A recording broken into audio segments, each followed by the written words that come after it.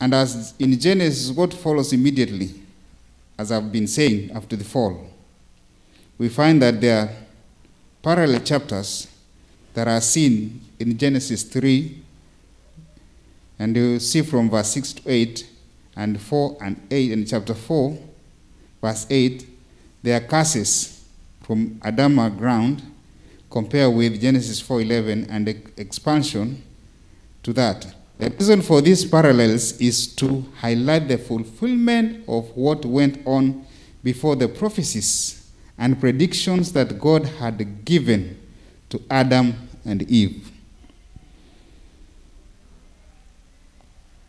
So in this respect, we are going to look into the crimes, or rather the crime of Cain and the crime of Lamech, and the decreasing life span and the increasing wickedness are all fulfillments of the curse uttered in Genesis chapter 3. Because, you know, Genesis chapter 3 talks about the fall, right? And if you go through it, you'll find that after that, because Eve listened to the voice of the serpent, she was cursed. Adam the same, listening to the voice of the wife through the serpent, the ground was cursed, that he had to work and till in order for him to have food. Eve was cursed, and she was told through childbearing she will have pain all through. And this is what happens to date. Man has to work in order for him to provide for the family. And when a child is born, a mother has to go through pain when she bears that child. And that's respect. We are going to see the parallels that are being drawn by the lesson writer, so that may help us as we study and see what we stand on.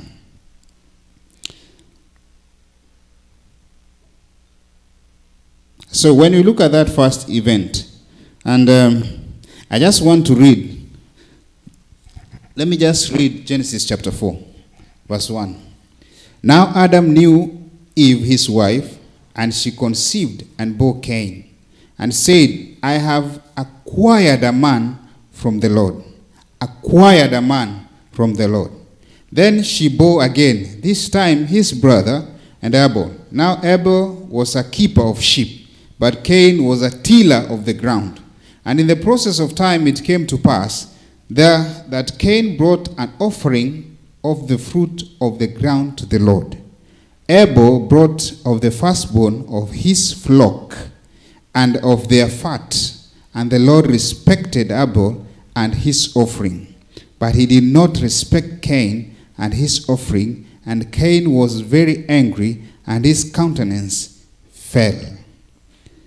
So the Lord said to Cain, why are you angry, and why has your countenance fallen?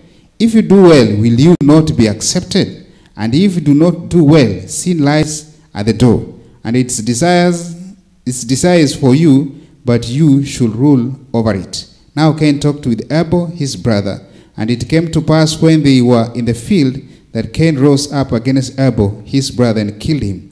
Then the Lord said to Cain, where is your brother? And he said, I do not know. Am I my brother's keeper? And he said, what have you done? The voice of your brother blood cries out to me from the ground. So now you are cast from the earth, which has opened its mouth to receive your brother's blood from your hand. When you till the ground, it shall no longer yield its strength to you. A fugitive and a vagabond you shall be on the earth.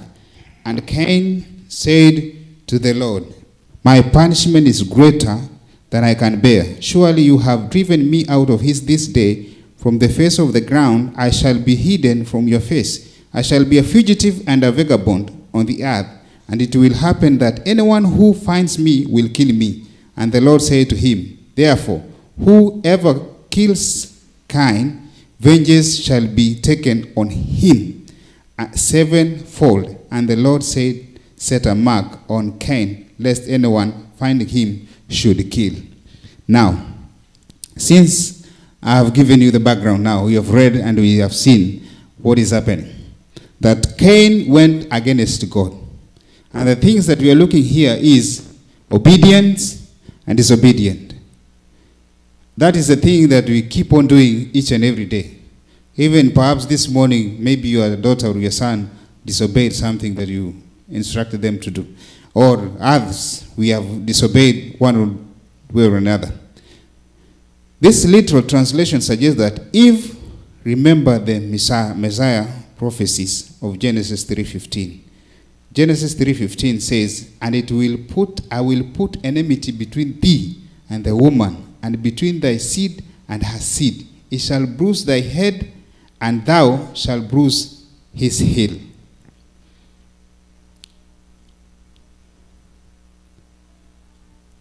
So when you look at that, when Eve had this in mind, he remembered about that messianic prophecy. And this prophecy that she was talking about is, I'm going to give, I'm not going to go day by day. I'm just going to give a summary, and I'll open for you to discuss more. So what Eve said, that she believed that she fall on that part of the prophecy, that she was going to give birth to a son who was going to be the Messiah. That's what she believed. Because when Cain was born, she was so happy that she knew that the promise that she had gotten was actually going to be fulfilled on her giving birth to Cain. In fact, Cain occupies most of the history of the story. He is not only the firstborn, but a son that the parent almost worshipped. They almost worshipped. While even excitedly comments on Cain's birth, she says nothing at Abel's. At least nothing that is recorded in the text in the concept for the birth of Cain. The narrator simply reports that she bore again. The name Cain itself is derived from Hebrew verb called kana, which means to acquire or denotes the acquisition, the possession of something precious and powerful. Possession of something precious and powerful. On the other hand, the Hebrew name Hebel, in English Abel, means vapor or breath, and denotes elusiveness, emptiness, lack of substance. The same word Hebel is used repeatedly in Ecclesiastes. So when you look at this thing, the question I want you to have in your mind, which you will come back to it, is, what are the things in life that truly are Hebel? You understand the meaning of the word Hebel. But that were treated as if they mattered much more than they do. Having something that you value most, almost you want to worship it. Why is it important to know the difference between what matters and what doesn't? Because in life, in spiritual life and in ordinary life, there are things which matters and there are things which don't. So why is it important? So let's look at the two offerings. The question I want to ask, why do you think God did not accept the offering that Cain offered, but he accepted the offering of Abel? Remember, God was not angry with Cain for the action because he was a tiller. He was a farmer. Both were farmers, but in their line of farming, one was keeping the sheep and the other one was tilling the land. So Cain tilled the land and he grew crops, while Abel reared sheep and he kept them. So when it came to the sacrifice, we see, let me read you something. Genesis chapter 4 verse 1 to 5, it says something here. I had read that. And she gained bare his brother Abel, and Abel was a keeper of the sheep, but Cain was tiller of the ground. That is one I want you to have in mind. Number two, what I want you to have in mind is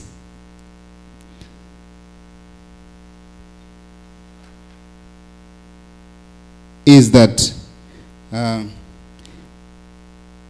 Abel being the farmer, Cain the same was. But I want to see this in Genesis, no, sorry, in Hebrews chapter 11 verse 4. My version of scripture read, by faith Abel offered unto God a more excellent sacrifice than Cain, by which he obtained witness that he was righteous. God testified of his gifts, and by it he being dead yet spoken. The process on how someone took someone's birthright, that one you know. I don't need to go into that details. As a Seventh-day Adventist member, you should be knowing this. And someone taking the position that you meant to is the same thing that we see at the end of the day, that when you put Christ here and humanity here, humanity took the position that Jesus was meant to take, that man was meant to die because the law stipulated so. Christ came to save the world. So since he had to face the wrath of man, he had to take that position that man was to, in order for him to set man free. That he died on the position that where man was meant to die, so that man would have life, and not just life, but have it in eternal. So men did not die, but Christ died on their behalf. But man was meant to die. So we see Cain took the position that Abel was meant to take. Are you with me? Happy Sabbath? Happy Sabbath. Are you with me, or I'm out of the topic? Okay. Don't get lost. Just follow with me. Then I was asking the question, why do you think God did not receive Cain's offering, but he received Abel? Let me underscore two things. In the offering, a sin is said, there would be no remission of sin without shedding of what? Blood. So there has to be a shedding of blood for sin to be atoned. If you remember in the sanctuary themes, the dailies and the atonement, those one you understand what used to happen. Blood was a key. But does it therefore mean that Cain, who did not kept animals, his offering was not the right kind of offering? Today, you come here to church. Do you bring an animal for it to be slaughtered to shed blood? You bring an offering. That offering is your first fruit, right? That is according to the instruction that God had given. But see the difference here. God accepted those offerings, but he went forth and gave an instruction on what to be done. He asked Abel that he should add vegetables, right? And Abel followed and added a vegetable to the offering of the sheep that he had given, and God accepted that offering. Cain, on the other hand, he was a tiller. Vegetation was not a problem to him. He had all of it, but he did not have a sheep. So he was to accompany with him a sheep too, so that he may be able to offer an offering, not just a thanksgiving offering. Most, what we do, we give a thanksgiving offering and the tithes that we give, right? So they were also meant to do so.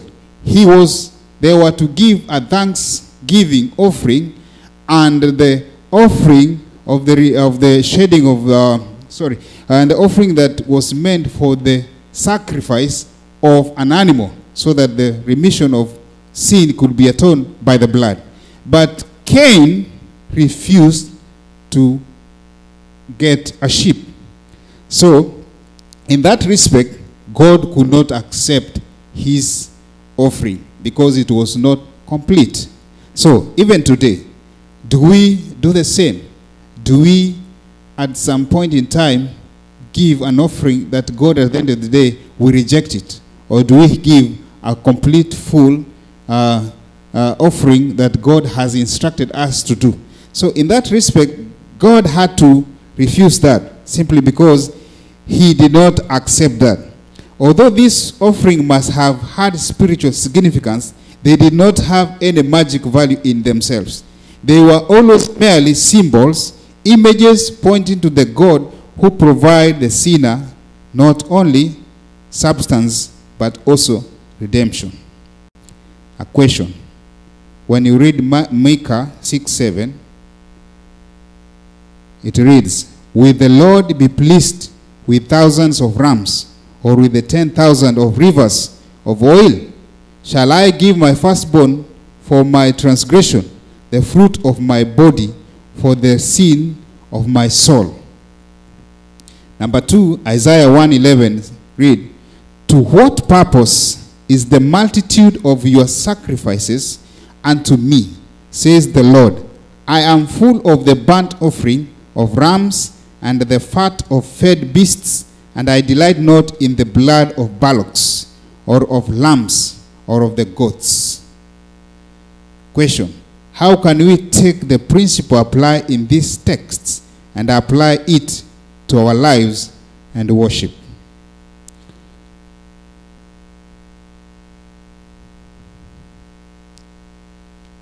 Number 2. When God refused Cain's offering, Cain became so angry. And his anger was directed, it appears, at God, at Abel. Cain was angry with God because he thought that he was the victim of an injustice, and angry with Abel because he was jealous of his brother. Jealous of what? Jealous just the offering? Certainly more was going on behind the scenes, that what is revealed in these few texts, whatever the issues, Cain was depressed because his offering had not been accepted. So sometimes when God does not accept our offerings, maybe we get angry and we direct our angers to our fellow brethren. We say that God has not accepted mine, but he accepted the elders' offering. Mine he has not accepted, so I will not take that lightly. So you go against that. And that's what Cain did. And at the end of the day, he killed his brother. And when God came unto him and asked him, "Where is your brother?" And he said, "Am I my brother's keeper?" And Lord reminded him that his blood was crying for him in the wilderness. On the other hand, if you do not do well, sin lies at the door. That is what our key text says, that God counsel has revealed the roots of sin, and it's found in Cain himself. Here again, God is counseling Cain, seeking to guide him in the way he should go. God's second word of counsel concerns the attitude towards this sin, which lies at the door and whose desires is for you. God recommends self-control. You should rule over it. The same principle resonates in James when he explained that each one is tempted when he is drawn away by his own desires and enticed. So you will always be tempted if you allow yourself to be drawn into that. You will fall into that only if you allow the enticement and your desires to fall onto that. What does this unfortunate story teach us about free will and how God will not force us to obey? So God gave Cain the free will to obey, but he chose the otherwise. God still today has given us the free will to obey. He will not force us to do what he wants us to do, but it is good, and he asks for us.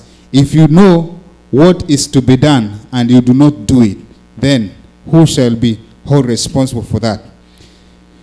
God's question to Cain echoes his question to Adam and Eden. Adam in Eden, where are you? Cain, though, will not acknowledge his sin. He denies it, something that Adam didn't do. even though he tried to put the blame elsewhere, Cain, in contrast, openly defies God, who doesn't waste any time confronting Cain with his crime. When God asks the third question, "What have you done?" he does not even wait for an answer.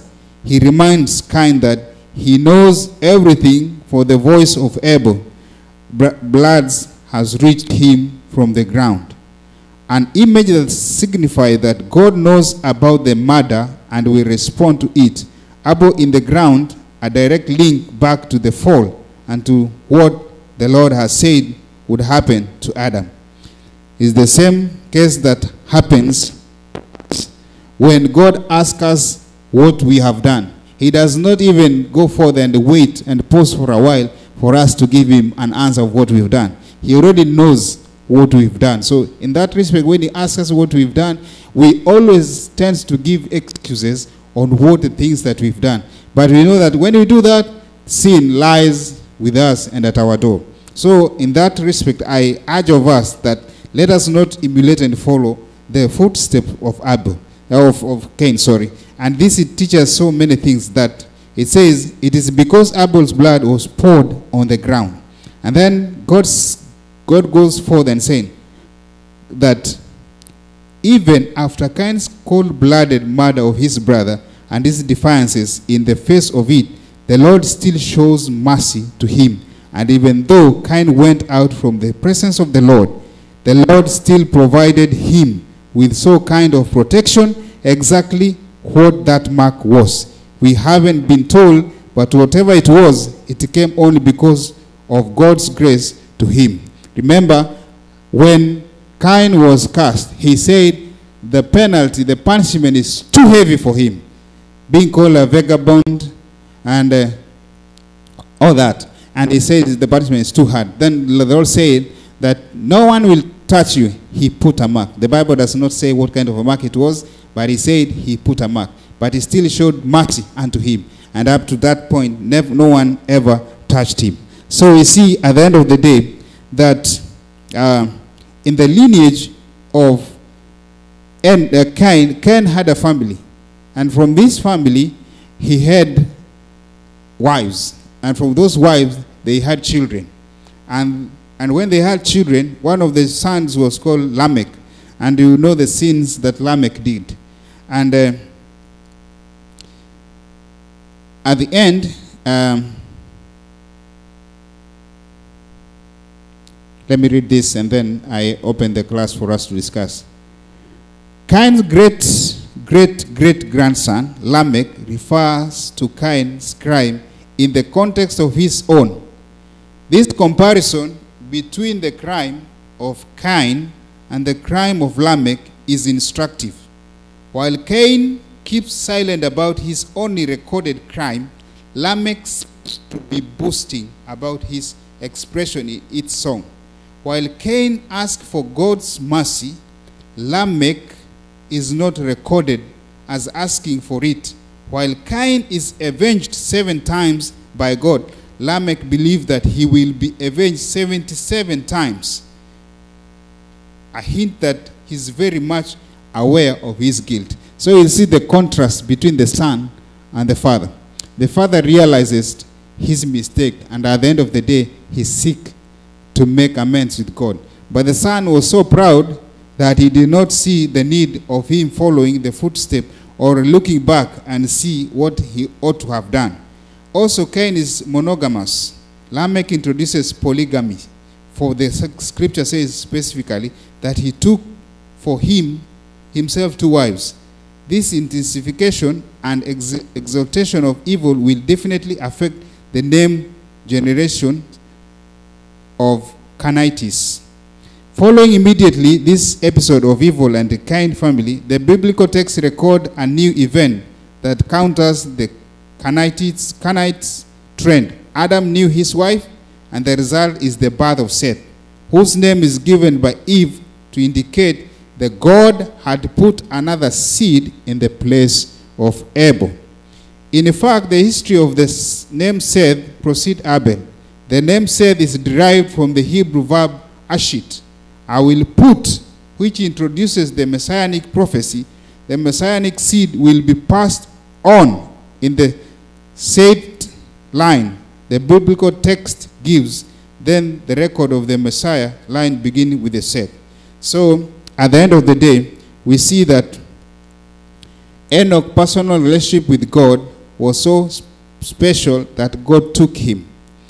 This last praise is, however, unique in the genealogy of Adam and does not support the idea of an immediate entire life in paradise for those who walk with God.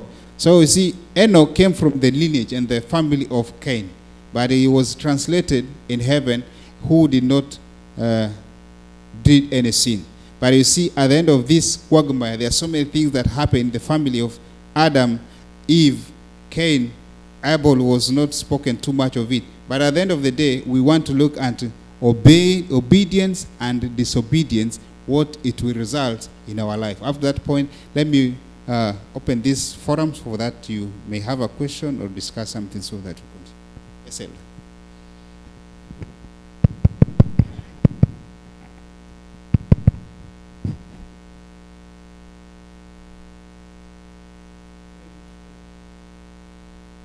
Thank you, Elder, for the lesson. I wanted to add something here. Hello? Okay. I wanted to add something on the topic of crime that he was committed by Cain.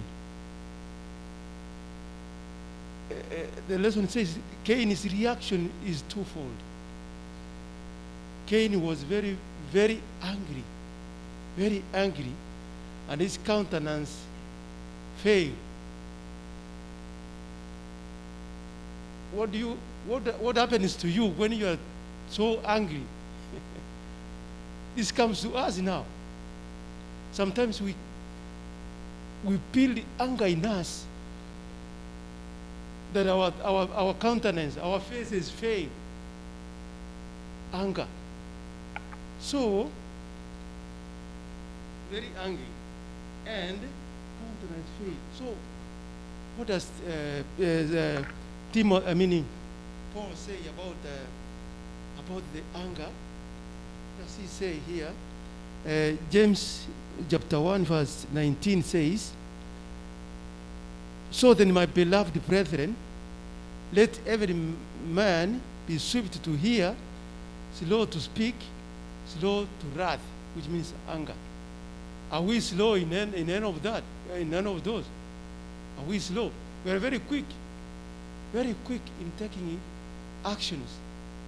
So we should control our anger by the power of the Holy Spirit, that is.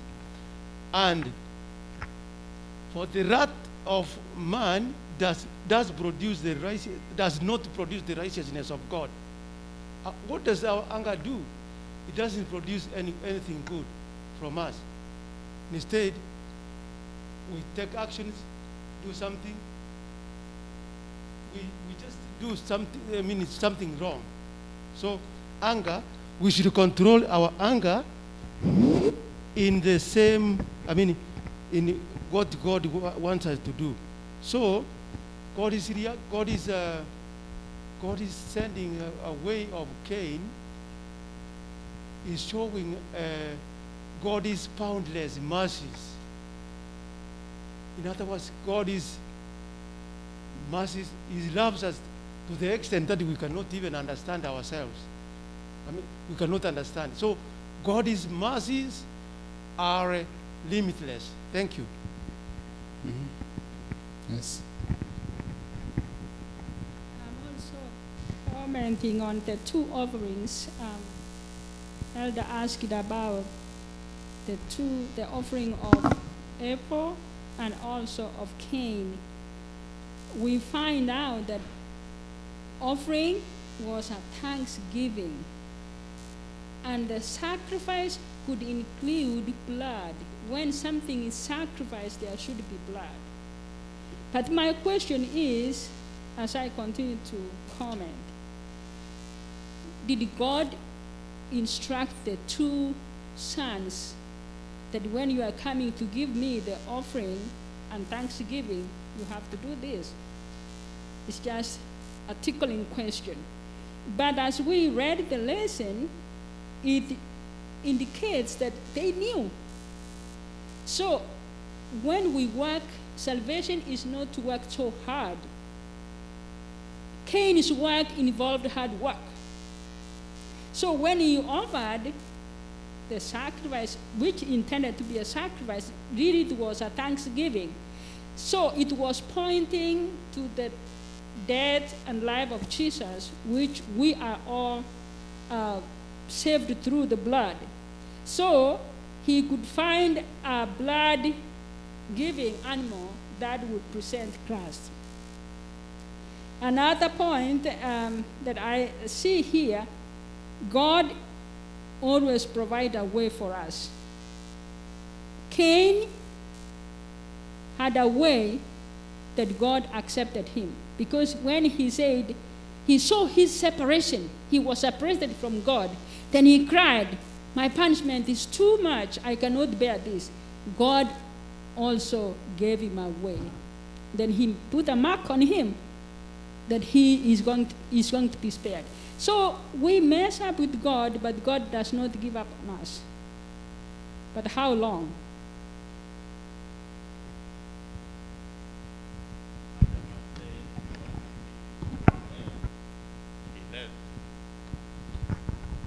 Salvation. Hello?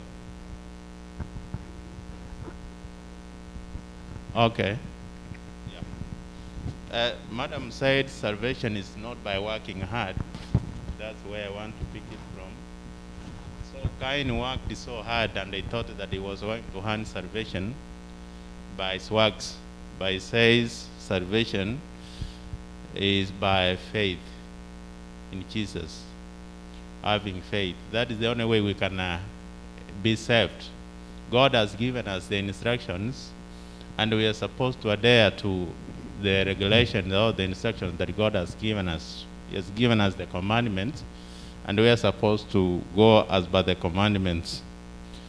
Another point I want to say is that the contrast between Cain, as Mwalimu said, and Abel.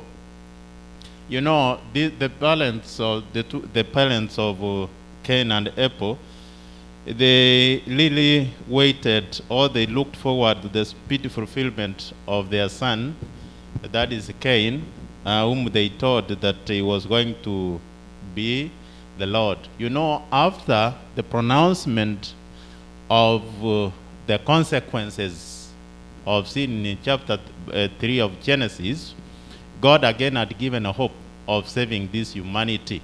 So they had waited anxiously for this son, and they thought that he was going to be the Savior. But on the other hand, Abel, what they looked at Abel, the lesson was saying that it was Abel. The word Abel means favor, which was just emptiness, elusive. It was without any substance.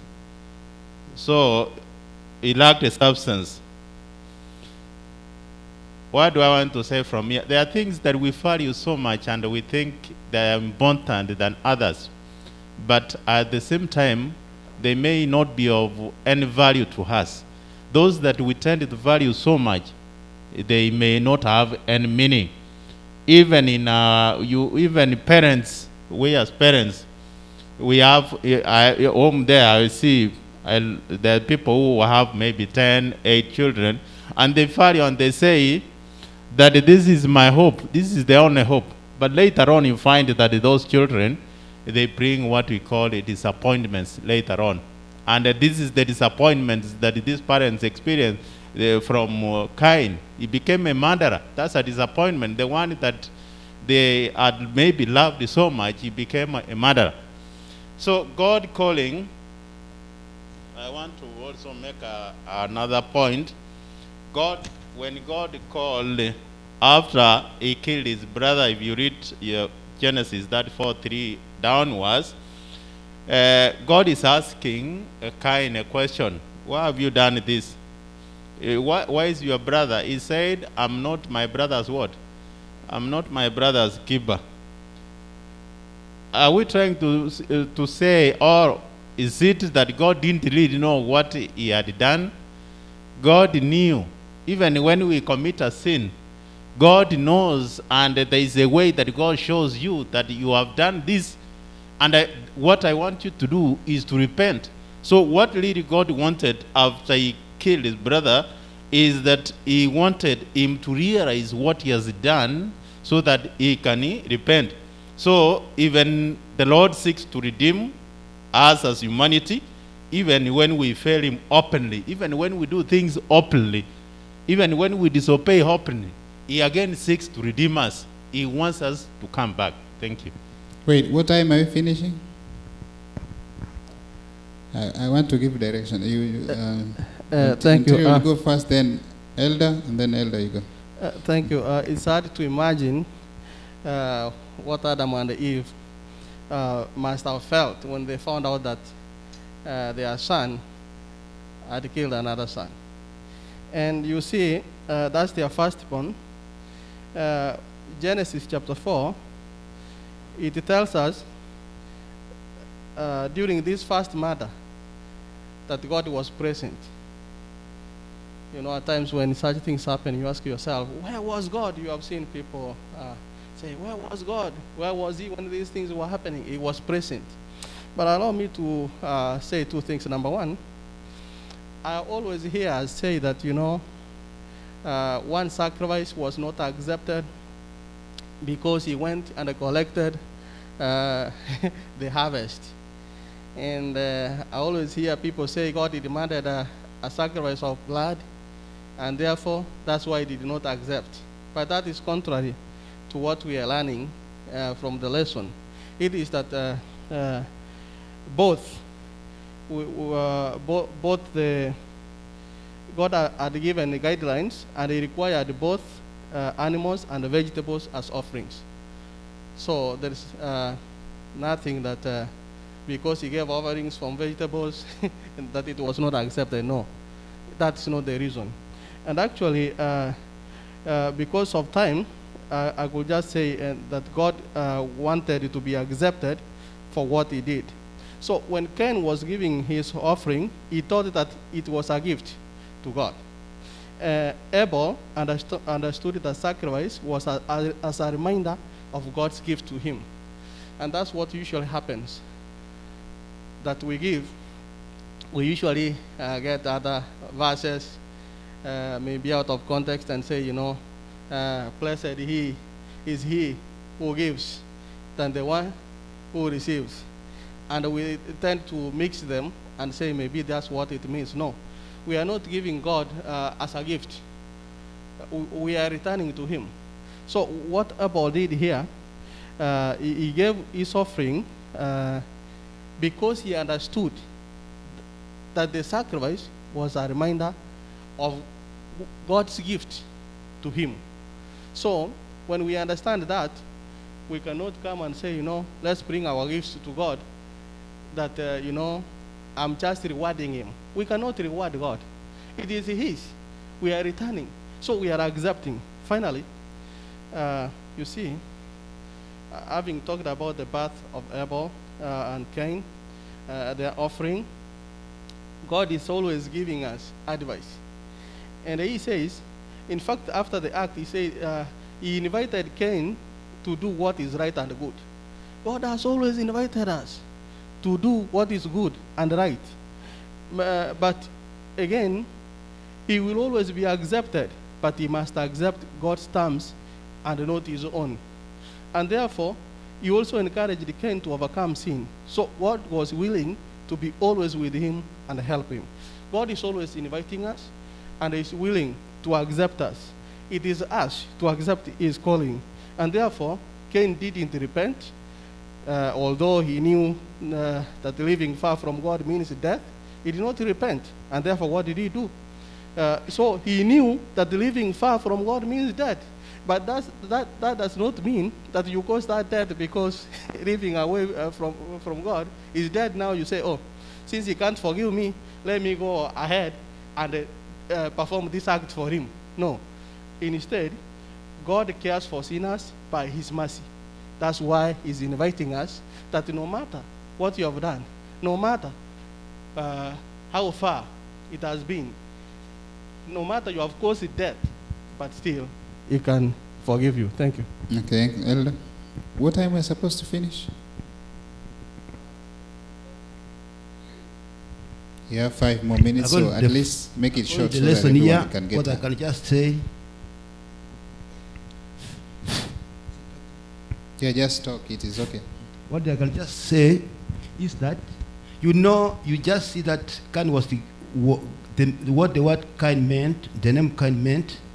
In other words, Cain was so precious. Cain was good to Adam and Eve, but the sight of God, Cain was to make something which was very precious, so good to them. God had to make Cain to go. In other words, God had certain things on Cain. We find that Cain going to kill Abel meant that Abel, who balanced so good, Abel was to be killed, and being killed, which means the soil was also because of the blood. Now, what we have here is that what is important in giving, when we just give, is the attitude we have, it's the mentalities we have towards giving, which means whatever we give, let us give according to the will of God, not our own will. In other words, we have to see what we give, even the offering we give today. We have to give according to the will of God. We have to give the whole of it. We find this guy is trying to preserve. He's trying to see the way work is doing, hard work. He doesn't want to give all from the heart.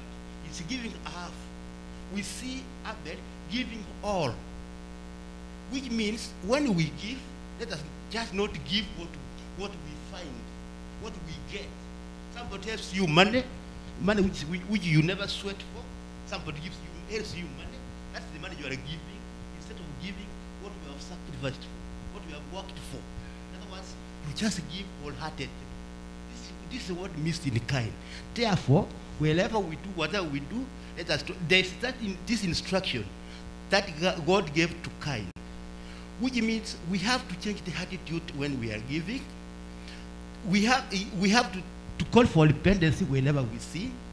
We change the attitude, call for repentance, and as a result of that, we are going to be accepted. And once we are being accepted, we are forgiven. Here is something, when we sin, always sin is there.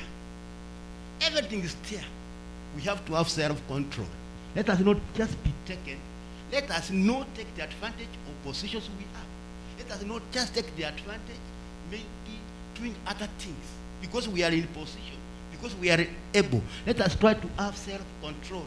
And once we have self-control, there is forgiveness. And once there is forgiveness, they say that there is victory in our success. Thank you. In this lesson, when Adam and Eve were expelled from Eden, and the Lord cast them, and when we read the Genesis 3 verse 15, the war is declared between the devil, Satan, and the human seed. When Cain was born, these parents were so happy that somebody coming to fight the devil had been born. They thought that Cain was the one who was going to fight the serpent. While it referred to Jesus, it was a symbolic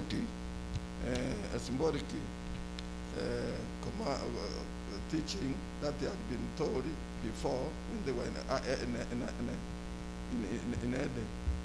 We are told that these two children, two sons, Abel had spiritual differences, while the other one had the rebellion spirit.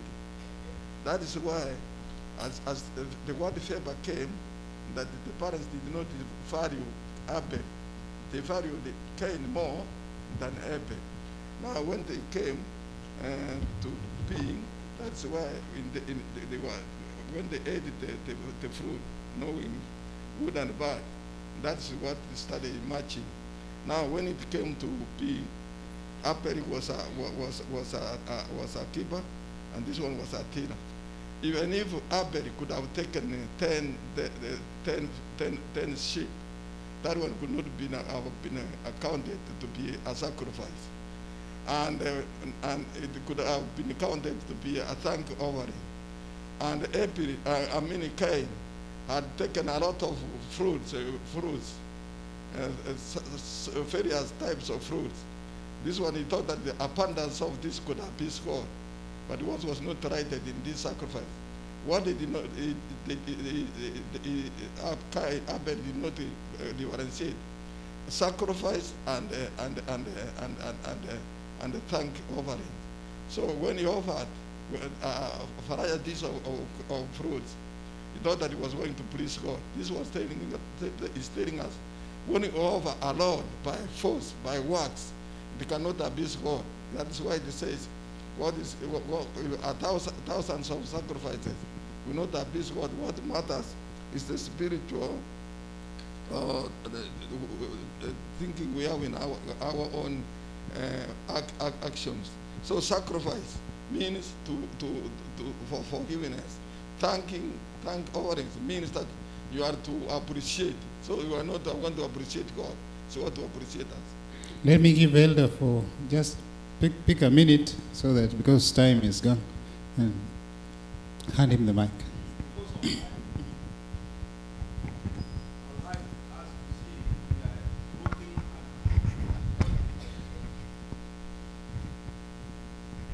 We are looking at two people. What we see, that God is chasing Adam and Eve from the garden where he had put them and sending them away. First thing that is happening, they have become parents. I mean, they have gotten a child. And the main thing that is happening, that they are keeping into the promise that they were given, that a savior would be born. And in the first glance of getting their first child, they are seeing that the savior has been born. Was it true? No. Human thinking. And it tells us that human thinking is not God's word. Thinking. That's one thing that we are seeing.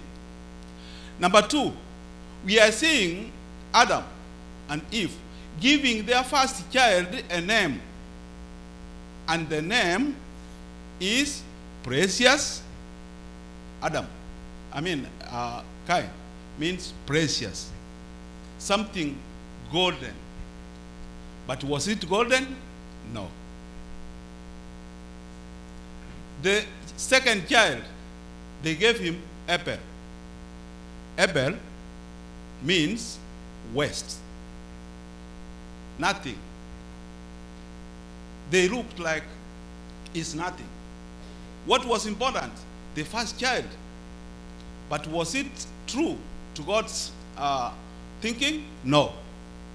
So, what we get from this lesson is that your thinking is not God's word. Thinking. And therefore, anything precious is only what God has put aside, not what you put aside.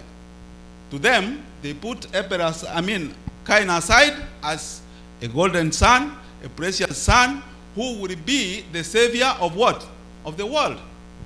Number two, what we can see also is that when God is asking questions to Cain, he's asking questions, as Ontiri said, not that he didn't know. He knew what he was asking. But the main thing is, God wanted Cain to understand his mistakes by himself. He also wanted Cain to change, so that he can understand what God wanted him to do, so that he can do the right thing. And therefore, such a life as we live, we may be asked questions.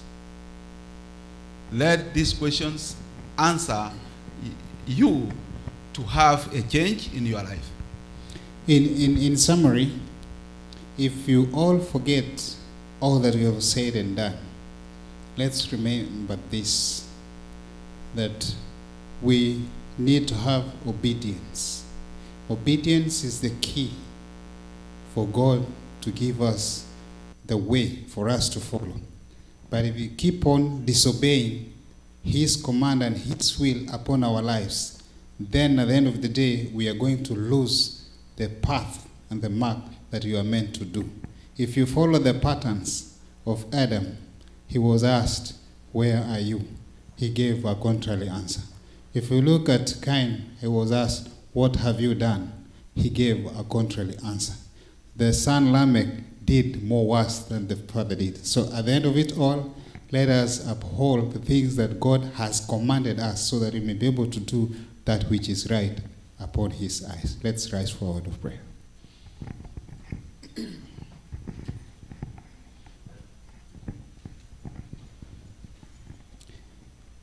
Let's believe and pray.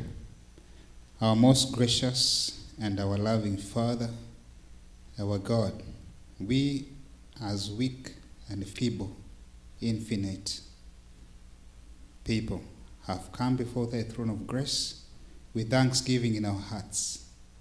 We humble ourselves before thee, because that we know we are like filthy rags, who do not fit to stand before thee or ask anything of thee.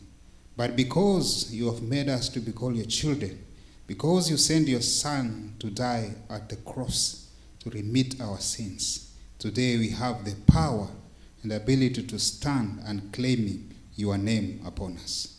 We seek thy forgiveness for the sins that we've committed, the sins of omissions and the sins of commission. All we place upon your hands.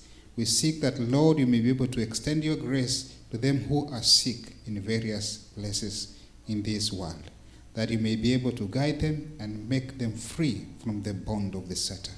We ask that, Lord, them who are mourning at this particular time for losing their loved ones, may you, Lord, comfort them and strengthen them.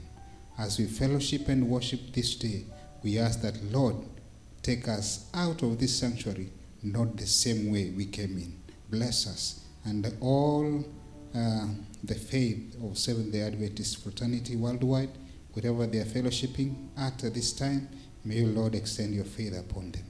All, even them who are not Seventh-day Adventist, are all your children. It's just that, Lord, at this particular time, they haven't gotten that truth that need to sink in them.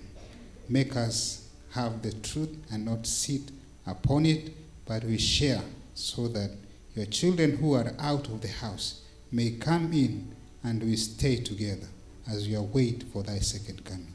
As we end the lesson study, we ask that you may be with us, bless the programs of the day, and at the end of it all, may we say it was a delightful day, a day that you set apart for us to rest and worship and fellowship together as brethren for thy name's sake. May your will be done this day, and may you walk with us now and forevermore. For we ask in Jesus' name. Amen.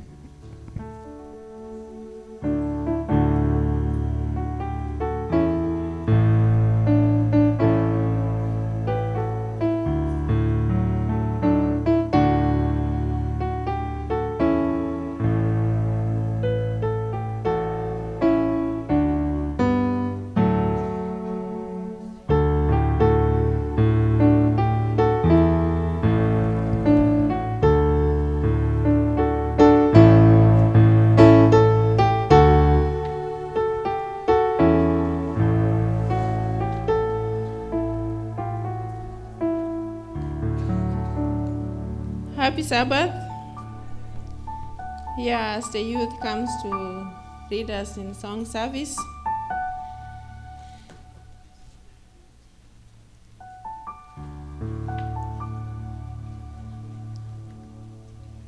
Let's open now song number 190.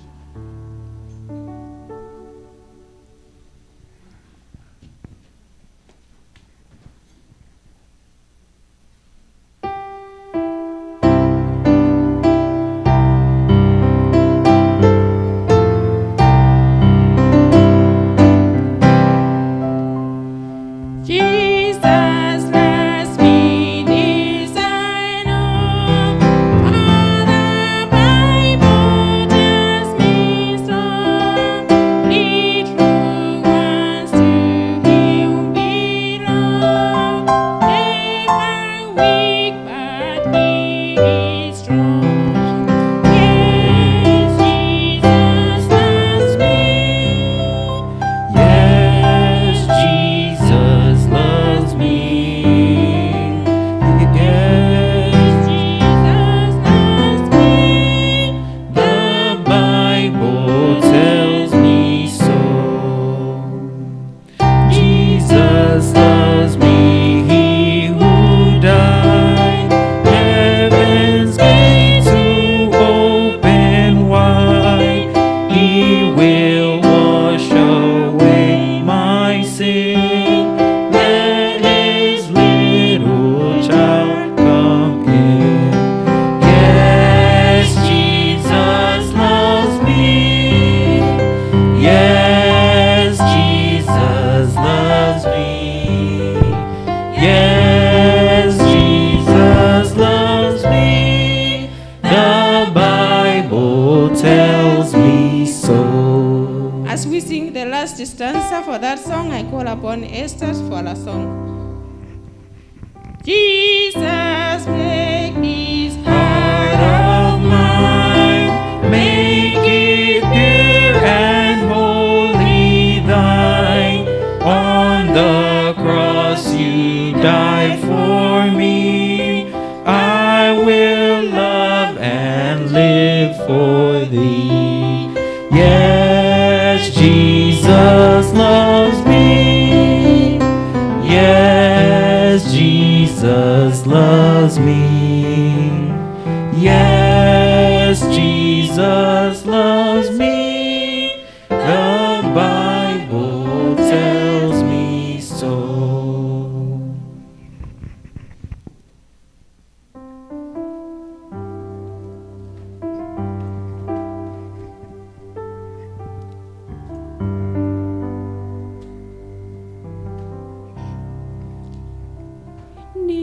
Nearer, still nearer, close to thy heart.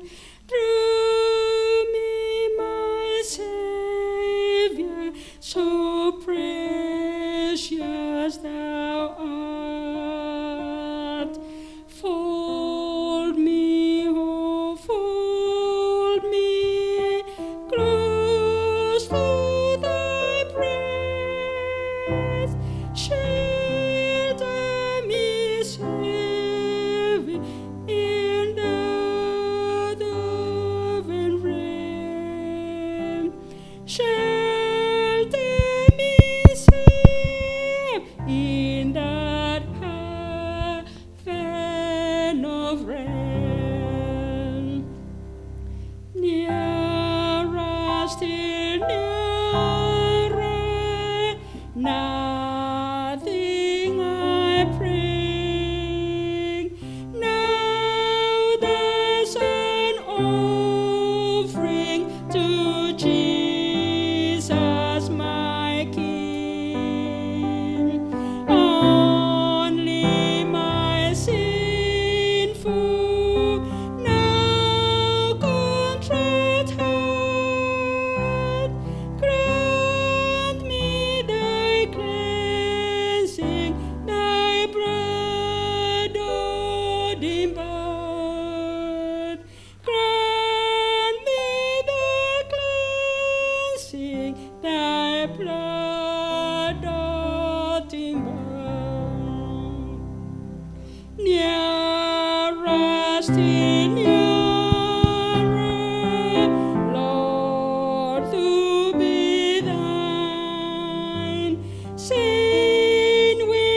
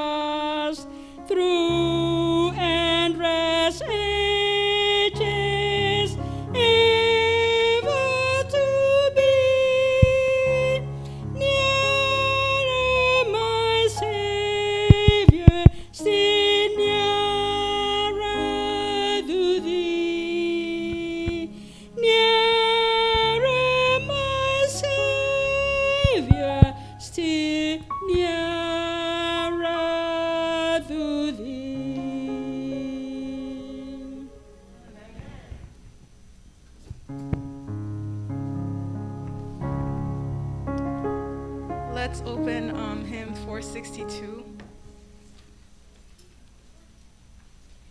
462. Blessed assurance, Jesus is mine. Ready, go. Blessed assurance, Jesus is mine. Oh, what a foretaste of glory divine, heir of salvation, purchase of God, born of His Spirit, washed in His blood. This is my story, this is my song, praising my Savior all the day long. This is my story, this is my song, praising my Savior all the day long. Perfect submission,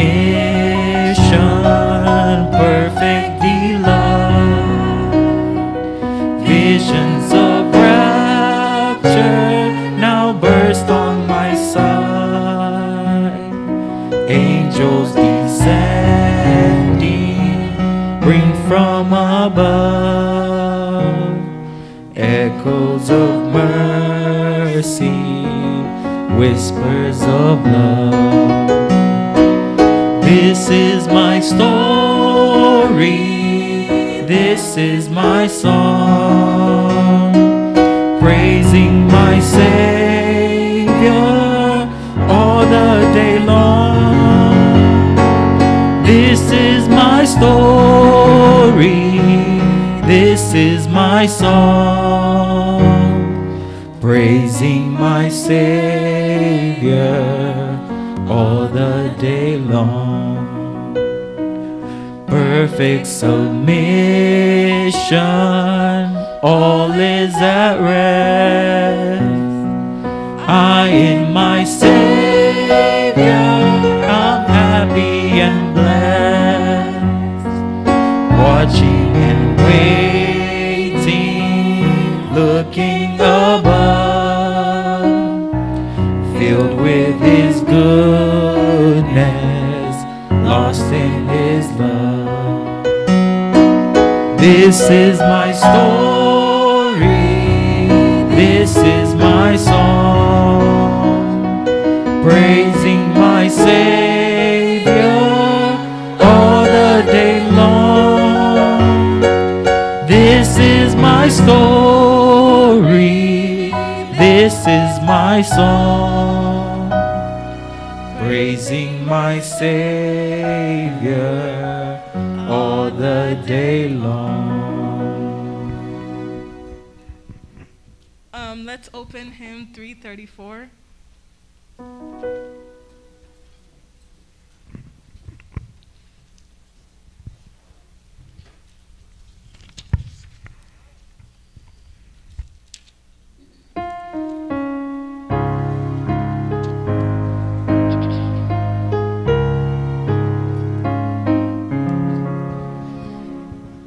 Come thou fount of every blessing, tune my heart to sing thy grace. Streams of mercy never ceasing, call for songs of loudest praise. Teach me ever to adore thee, may I still thy goodness prove, while the hope of endless glory fills my heart with joy and love. Here I rise, my Ebenezer, hither by thy help I've come, and I hope by thy good pleasure, say safely to arrive at home. Jesus saw me when a stranger, wandering from the fold of God, He to rescue me from danger interposed His precious blood. Oh, to grace, how great a debtor daily I'm constrained to be. Let Thy goodness like a fetter bind me closer still to Thee. From the wonder, Lord, I feel it, prone to leave the God I love. Here's my heart, oh, take and seal it from Thy courts above. Church choir can come for a song.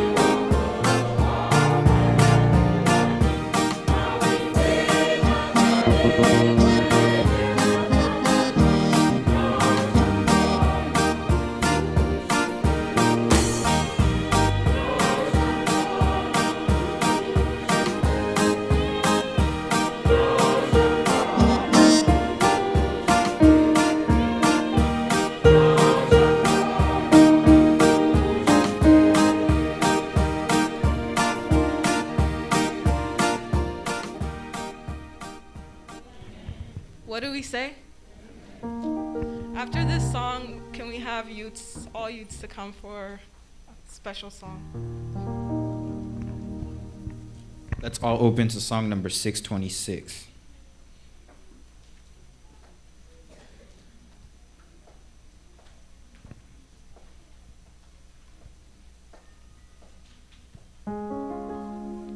Let us sing a song that will cheer us by the way.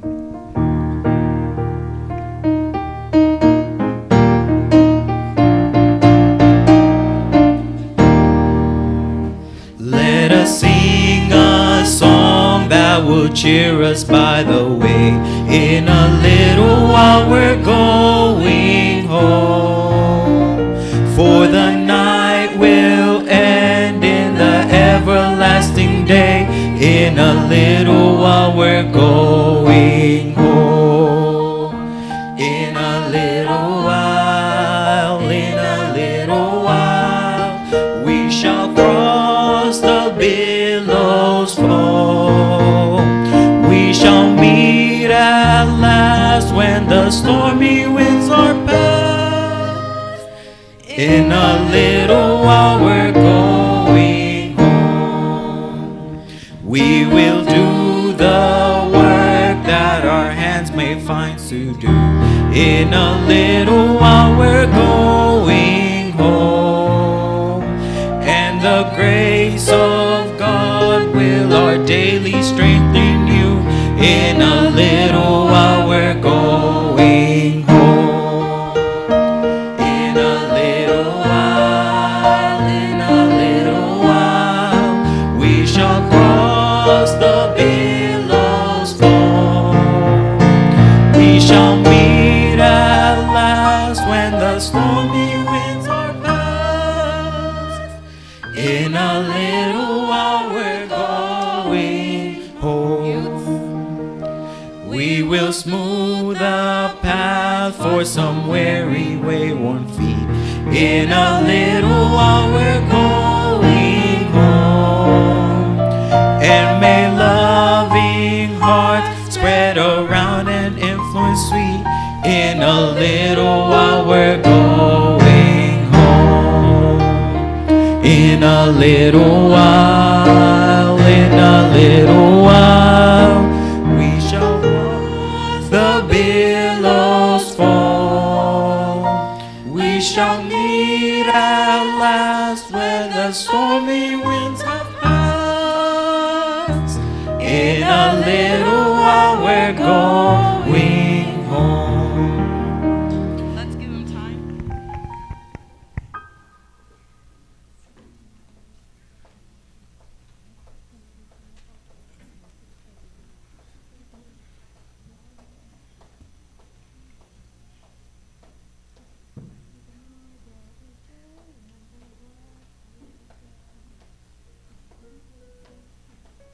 Oh, there'll be joy when the world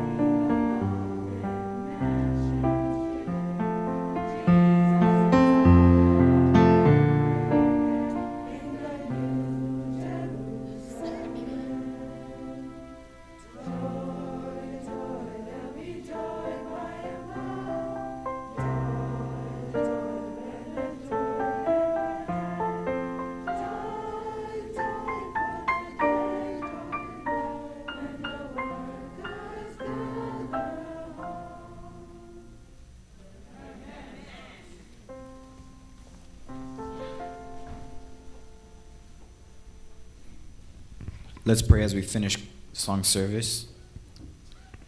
Oh God, thank you for this day. Thank you for everything you've done for us. Thank you for giving us voices to praise you. As they're going to do announcements, pray that you be with the person that's doing announcements. In Jesus' name we pray. Amen.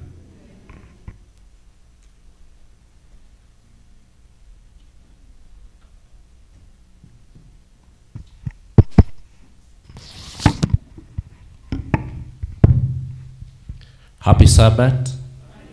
Happy day. Happy Sabbath. Thank you so much. The youths, thank you so much for that wonderful song that says there will be joy. Thank you for the choirs that have sung this morning. Thank you for the church choir, the youth choir, and our choristers from the youth department. Thank you so much. God bless you for the work you are doing for the Lord. It's announcement time. We want to thank the Lord for another Sabbath that He has brought us. And as we come to the announcements, I would like to first welcome all of you to today's worship program. You are all most welcome, and more particularly, we want to welcome our guests who have come to worship with us today. So feasters who have come, it's time that we would like to give you a chance. You stand up, you say hi, we welcome you. All our feasters in our midst, thank you. Can see one here, another feaster, thank you. Our sister there, another. Can take a mic, they say hi, and then they tell us the name, we welcome them. Happy Sabbath. My name is Mercy. This is my second time here. I want to thank God for joining you. I come from Kenya, a church called Wotori. Thank you. God bless you. Thank you. What do you tell Mercy? Welcome. Thank you so much. Happy Sabbath. My name's Elizabeth Nyakundi from Kenya. My church is Beyond Tomorrow Church. This is the second time I've been here. I was here in July. Again, I went back. I've now come. Thank you for welcoming us. Thank you. What do you tell Elizabeth? Welcome. Thanks so much. Another feaster? Okay, we have our pastor will come. He has not been with us, but will come afterwards. I'll invite him to come and say hi. Let me go to the announcements. Number one is that today, the 16th of April, is a youth Sabbath day. So the youths are the ones having the programs of the day. They also be having the afternoon program. And then at the same time, our youths have received an invitation to go to Amazing Grace next Sabbath. They will be going to Amazing Grace SDA Church next Sabbath to minister. So I have a letter here. It says Amazing Grace SDA Church, Uris, Texas, through church pastor, the elder Metro. We have the Youth Sabbath Fellowship on 4th, 23rd, 2022. Christian greetings. I'm writing to invite you to our Youth Sabbath Fellowship scheduled for April 23rd. You will facilitate Sabbath school lesson discussion, do singing, and read a Bible study discussion after lunch. Then they will be free to choose a topic for Bible study. So the youths are having an outing. How many give them greetings as a church when they be going next Sabbath? Okay, thank you so much. Where is the youth reader? To stand up. Youth reader. Okay. So that's our youth leader. Can you say hi? Of course, you'll be. Thank you, Sister Nora. So they will be having the program next Sabbath as they have the program here today at Amazing Grace. Number 2, we had the Pathfinder and Adventurous Readers training last Saturday and Sunday, and the training ended well. We want to thank all those who participated. And from the Pathfinder department, training will start soon. Training will start soon. So, in that connection, I would like to ask all those who attended the training, Pathfinder and Adventures training programs last Saturday and Sunday to stand up. All those who attended and either are doing some online course to get their certification, all those who attended, so that the church can see our brothers and sisters who attended the training. Our youth director, the Pathfinder director is Gladys Onsongo. Is she around? Gladys Onsongo? Okay. You can stand and say hi.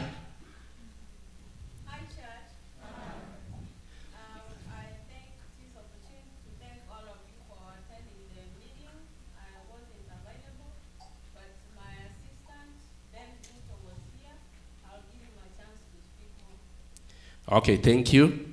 Our brother Ben Good will make a statement. Thank you. You can sit down. We'll make a statement after I've done. So, Brother Ben Wood to come forward. Let me go to announce number 3. Baptism will be held on 30th this month, April. So we are having baptism scheduled. Pastors come back, so we are having that baptism. So those who are in the class baptism and those who are probably have not joined, you are most welcome. And whoever has got a need for baptism, anywhere, just inform that pastor, that person that we have baptism scheduled. They can contact pastor or the first church elder. Number 4, we have the pre-wedding. I'm coming to the wedding. But let me, Brother Penn, go to make a statement before I read the wedding that's before us. Good morning, church. Good morning again.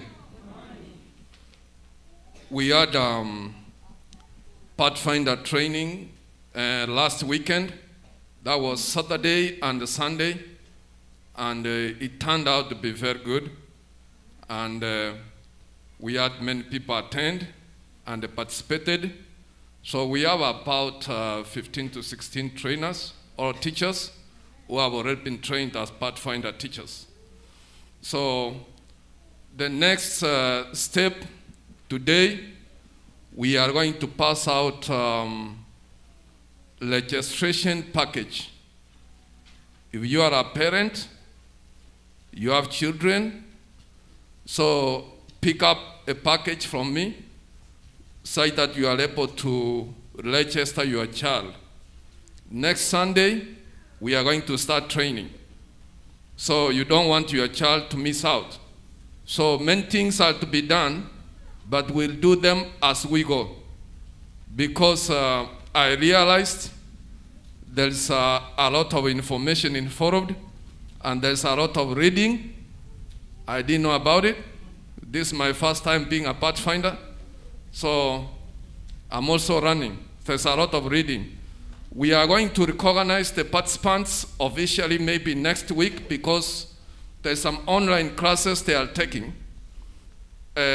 Apart from the one we did here, it's an extension to online.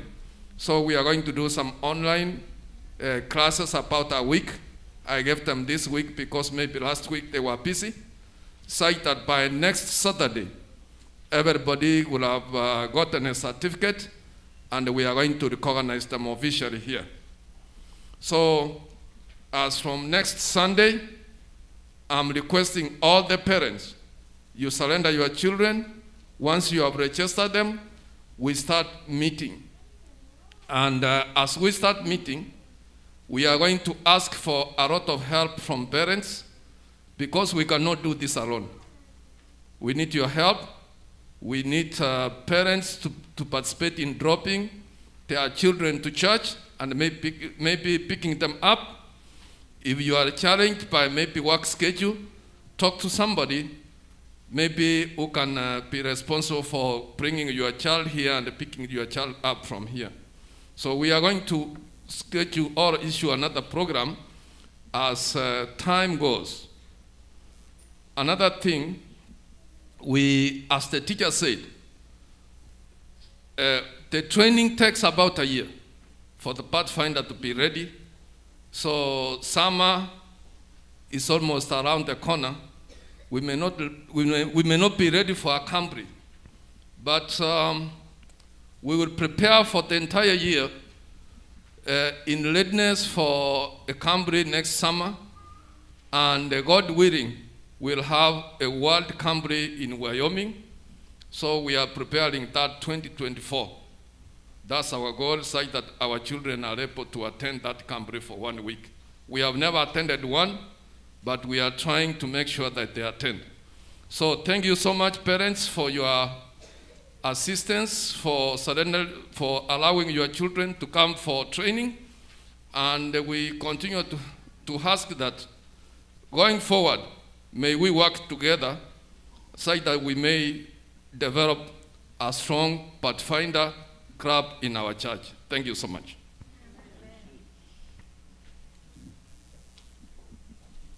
Thank you for that clear announcement on the Pathfinder and Adventurers. We are so grateful for what took place. The readers from the conference came in large numbers, and they were eager to train us here. I just attended on Saturday. It was so good. Now, another announcement is on concerns. We have our Sister Mary Okioma lost a brother back in Kenya, and Mirika Mayenda also lost a relative in Kenya, and many others who have lost their relatives.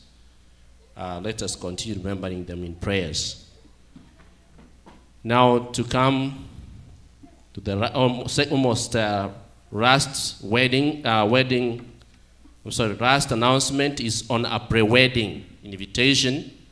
So I'll read this one, then I'll read the wedding announcement. Brother Aperi Onsare and Josephine Onsare are happy to invite us to their son, the last-born son, pre-wedding that will be held today at Havana Hall tonight. That is after the sunset. So you're most welcome. So they're inviting us as Metro to attend that pre-wedding to wish their son well as he gets processed over from youth to adulthood or the marriage institution. So all of us are invited to that pre-wedding party. Now the last one is on the wedding, and today is the third reading. Let me now read it as it's written by our pastor. It reads, Metro Community SDA Church, wedding announcement. I, Pastor Samson Mwebi of Metro Community SDA Church, am pleased to announce the wedding of Victor Bikeri Onsare of Metro Community SDA Church at Arrington and Doreen Bitengo Nyambuka of Metro Community SDA Church at Arrington to be conducted on 1st May 2022 at Paragood's Wedding and Event Center, 1888 North 9th Street, Methothian, Texas, zip code 76065 USA. This wedding will be announced not less than 3 times. Whoever has a question or questions regarding this wedding, to bring it up before the final reading. Now, the first reading was done on 4th, 2nd, 22nd, on 4th, on 2nd April 2022, and then the second reading was done on April 9th, 2022, and today is the third reading, which is on April 16th. The final reading will be held on April 23rd, and this wedding is written by Metro Community SDA Church Pastor Samson Mwebi. The telephone number is given down here, is 682-438-1719. So that is the end of the reading of the wedding, the third reading. Now, before I invite Pastor, who is with us, to come and say hi, I remember we've not invited our youths who are going to wed. If they are in the midst of the congregation, they can stand up so that the church may know, the others who do not know, Victor, who's Doreen. If they are in our midst, last Sabbath they were here. Their Sabbath they have been here.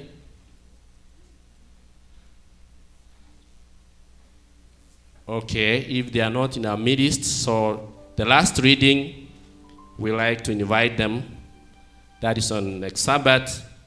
So we like to be informed to come, because I've seen them, the other readings that were here, so probably today they are not with us, or they may be on the way. Pastor? Okay, as Pastor comes, let's have our brother cry. I'm sorry, I forgot about Adventurers Club. Also, the training for Adventurers Club was ongoing last weekend. That's Saturday and Sunday. So we are also doing the same thing for Adventurers. Also, there will be registration for Adventurers Club. And we are going to start handing over the forms for Adventurers. But I do not have the Adventurers forms ready. But maybe as by next Saturday, we'll have them ready, so that the Adventurers also can start registration and the training. So as we train the pathfinders, as from next Sunday, the Adventurers also are welcome to come on next Sunday for training. Thank you so much. Thank you. As Pastor comes, somebody misplaced his key. There's a car key here, and there are probably the house key. So if you misplaced, you can come for it. It's up here on the pulpit. Thank you.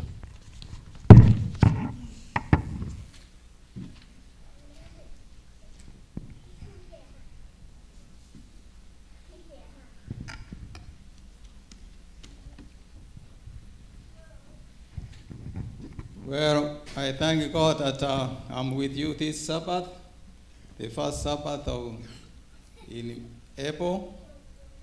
I've been out for 4 Sabbaths, but I thank God that I can see you, and I think you see me also. I really missed to see you. Children, good morning. Okay, can you salute, say hi? Okay, thank you so much. And you others, you know what they were in the Karibu.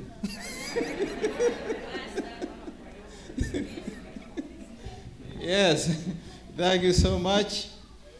I went to Kenya as you sent me, and I was so much happy and sad for those who lost their loved ones back in Kenya. I remember when I left this place, it's because we lost our loved one, and that's Brother Bosire. I went, the burial was on 16th of last month. It was so painful for the family. He left 2 children, adults, Fanny's and Areba. That's all the children he has now. And the mother, Kwambuka. Nigeria. As we conducted the funeral service, it was so painful, especially to see how the girl was crying, vanished, that now things have, all the family of Osir is gone now, nothing. So it was so painful, but we thank God that God was leading the way, as some of you saw online, and the young man who had some challenges of life, we thank God. He has changed this lifestyle. I spoke to him this morning. He was in church. And he has been in church since then. So we thank God for that.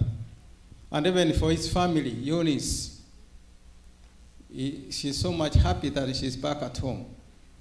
And we thank God what God is doing for that family. So Mama Chiria sends greetings this morning to you. He says that I pass her greetings to all of you. Mama Chiria amewasalimu nyote. And she says, please continue remembering them, continue supporting them in many ways that you can. I also say thanks so much for supporting me in many ways that I was able to go. I was able to see my family members also. I did not plan to see them this time, but because of you, I was able to see my family members and friends. So thanks so much for all that you did. I was able to attend 4 different churches while I was back home. The first one I attended in my home church, a walking distance. The second one, I attended one in Mansai Mara. The third one, I attended in Kichauri, Sikkim. And the last one, I attended in Nairobi. So I had different congregations, and I had different experiences. So I say thank you so much for all that you did for me to be able to go to Kenya. Now we are back home.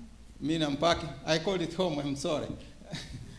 Now I'm back home here, so I'm happy to see all of you. Nimefurahi sana kuona ninyi nyote, because Mungu amekuwa pamoja nasi na ametusaidia na tuko pamoja. Mungu aendelee kuwa pamoja nanyi mpaka siku ile tutakapokutana katika ufalme wake. Ubatizo vile umetangazwa, tutakuwa na ubatizo Sabato ya mwisho wa mwezi huu tarehe 30. Na wale ambao mnataka ubatizo sabatali nione leo.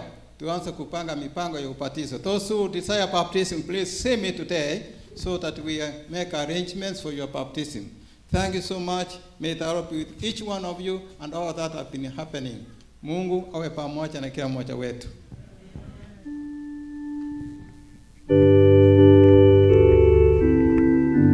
Let's stand up for doxology. 694.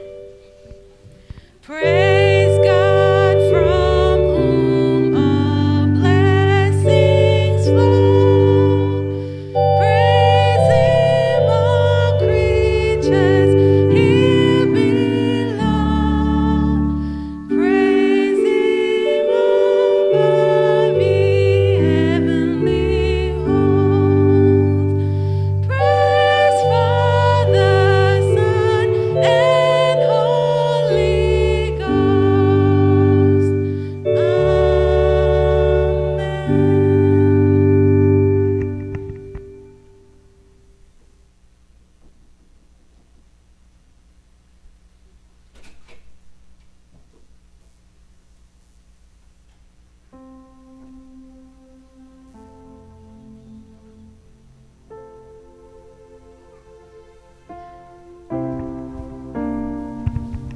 Let's pray. Our kind and loving Master above, we come before you this time, glorify your name. Thank you so much, Lord, for being with us. As we are going to listen to your word, we ask that, Lord, may be with us, for this is a humble prayer in the name of Jesus Christ. Amen. Let's keep standing for the hymn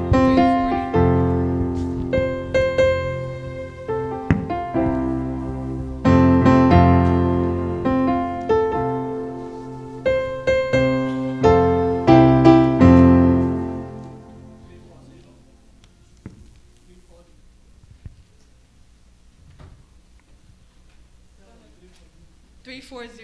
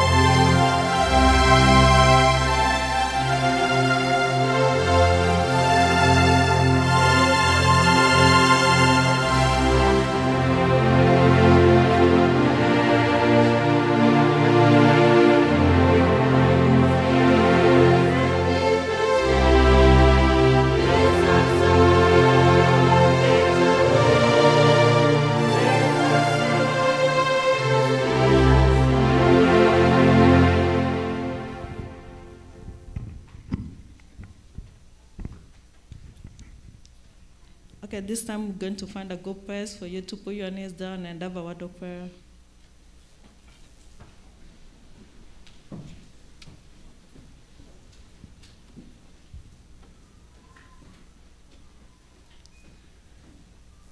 Oh, Jehovah, my Lord in heaven, we humbly come into the presence this moment, oh God. We give you glory because you've given us this life, oh God. We don't deserve it, but it's because of your mercy and grace, oh God. You're so fit for us to be here today. Many people have lost their lives, but God, you gave us this chance today. We give you glory, and we are unworthy of everything, Father, you give unto us, oh God. I pray that you may be with us, you may lead us to this journey, oh God. You may show us the way, oh God. We're so weak, oh God. We cannot do it without you, oh God. May you show us your mercy, oh God, because we don't deserve it anyways, oh God. I pray for Metro Church, oh God. You know how weak we are. You know our hearts, oh God. May you be with us. May you give us knowledge. May you give us wisdom, oh God, so that we can know you better, oh God, and abide by your rules, oh God. I pray that you may show us everything that we need to do, oh God, so that we may go out and bring those who are out who need this salvation, oh God. The harvest is ready, but the harvesters are not ready, oh God. May you give us hearts. May you soften our hearts so that we may go and pronounce you, oh God. I pray that you may be with us, oh God. You may lead us to this program, oh God. You may show us the way, oh God. In Jesus' name I pray and believe.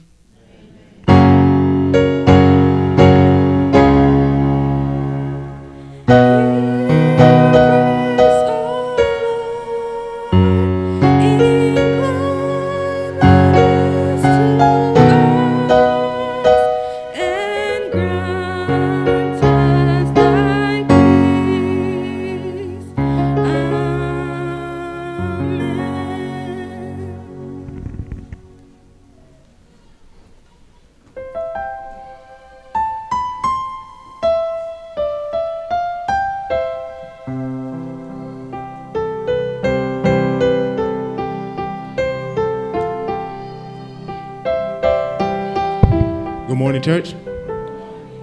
It's time for tithes and offerings, but before we start, may we pray. Our dear Father, we want to thank you for giving us such a wonderful day, O Lord. We want to ask that may you bless this tithes and offering that we give it to you, Lord. In Jesus' name I pray. Amen. Deacons and deaconesses, is your time.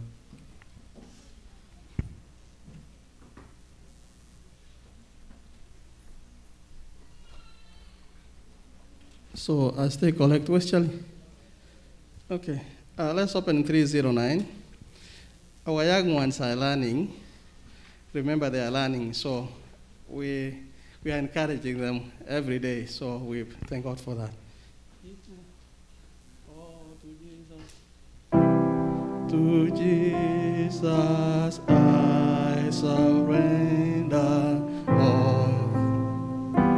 My favorite game, I will ever and trusting in His presence daily. I surrender all. I surrender all. Oh, to Thee, my blessed Savior, I surrender all to Jesus I surrender. Only at His feet I bow. Pray for His Jesus, take me now. I surrender all.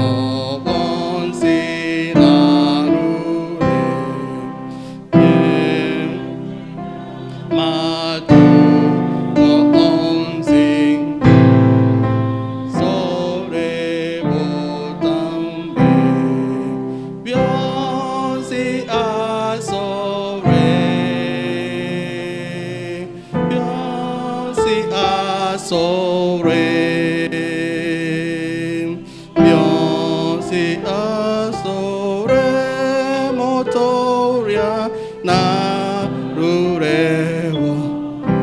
Amen. Amen. What do you say, church? Amen. Thank you, Charlie. Amen. We give the, let's stand. We give the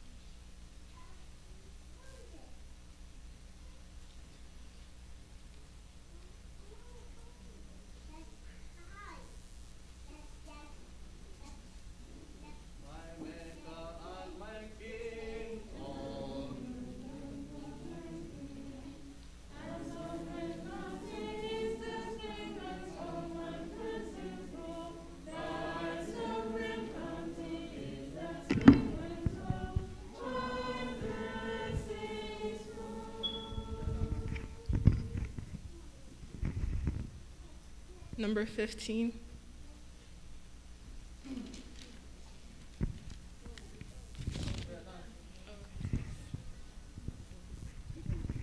Okay, let's pray for the tithes and offering. Dear Heavenly Father, thank you for this day. Thank you for everything you've done for us, and thank you for allowing us to be able to do the tithes and offering. In Jesus' name I pray and believe, amen.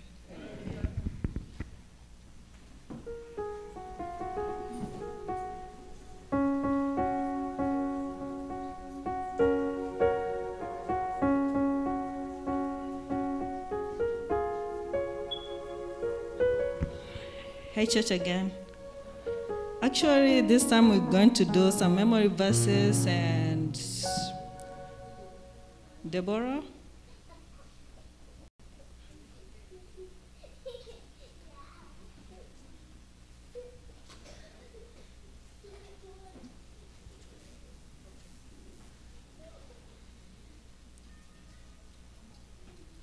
And if you have a memory verse, we're going to give you a chance. So she's going to give us some memory verses.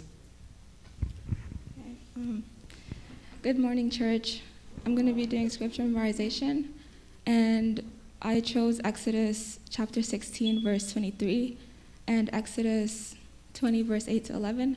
I chose these verses because of the present sin that I have observed in our church.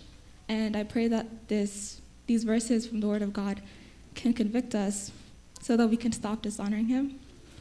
And I'll be reciting it, but it will be also helpful if everyone turned to the Bible and read the verses themselves.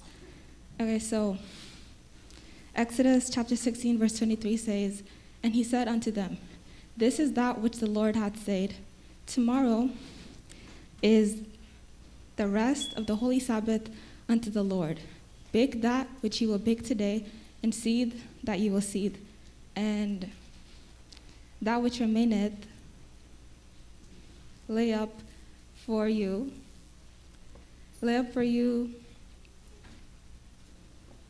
until the morning, to be kept until the morning." And Exodus chapter 20, verse 8 to 11 says, "Remember the Sabbath day to keep it holy. 6 days shalt thou labor and do all thy work. But the seventh day is the Sabbath of the Lord thy God. In it thou shalt not do any work, thou, nor thy son, nor thy daughter, nor thy manservant, nor thy maidservant, nor thy cattle, nor thy stranger that is within thy gate. For in 6 days the Lord made heaven and earth, the sea and all that in them is, and rested the seventh day, and blessed the Sabbath day and hallowed it." I pray that we can also start resting on the Sabbath day and honoring God instead of cooking and working and laboring, as I have seen so many of us do in our homes and also in the church. Thank you.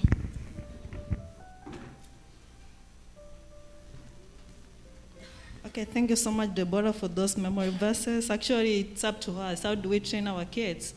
Are they going to observe the Sabbath day? Or we're going to teach them not to observe the Sabbath day? Cooking on the Sabbath is not allowed, actually, according to the Bible. And buying, selling anything on the Sabbath day is not allowed either, according to the Bible. So how well do you keep the Sabbath? And how well do you respect God to keep the Sabbath day? So it's up to us to figure that out.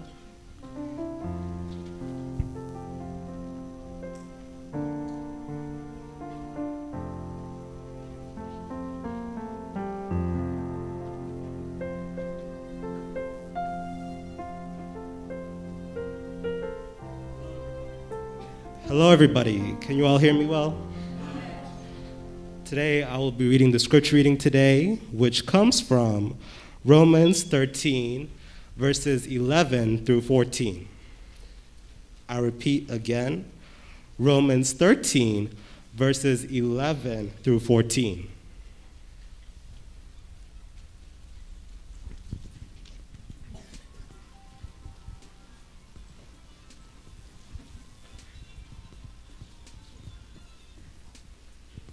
And it says, "And do this, knowing the time, that now it is high time to awake out of sleep.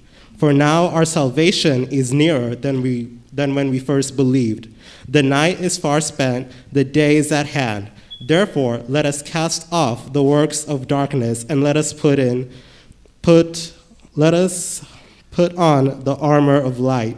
Let us walk properly as in the day, not in revelry, not in drunkenness, and in lewdness, and lust, and not in strife and envy, but put on the Lord Jesus Christ, and make no provision for the flesh to fulfill its lust." I will repeat again. Romans chapter 13, verses 11 through 14 says, "And do this, knowing the time, that now it is high time to awake out of sleep. For now our salvation is nearer than when we first believed. The night is far spent, the day is at hand. Therefore let us cast off the works of darkness, and let us put on the armor of light. Let us walk properly as in the day, not in revelry and drunkenness, not in lewdness and lust, not in strife and envy, but put on the Lord Jesus Christ, and make no provision for the flesh to fulfill its lusts." Thank you. Have a wonderful Sabbath, everybody.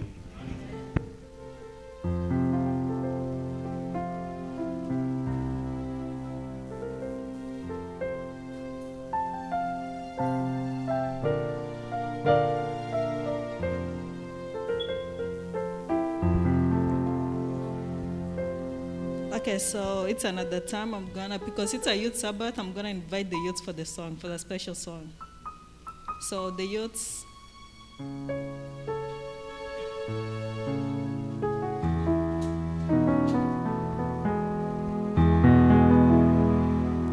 move like you youths actually. You should be here already.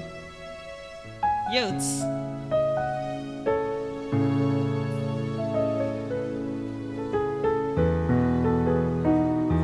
All the youths in the front. You stay young, you are not old. Move fast.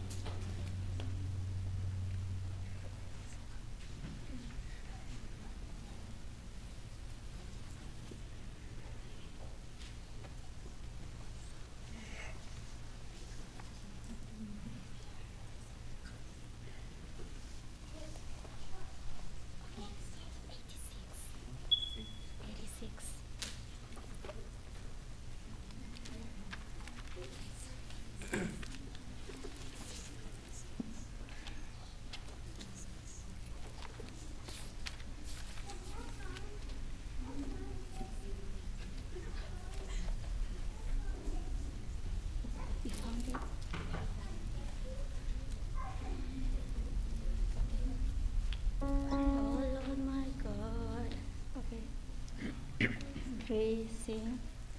O Lord my God, when I in awesome wonder consider all the works thy hands have made, I see the stars, I hear the rolling thunder that path throughout the universe display.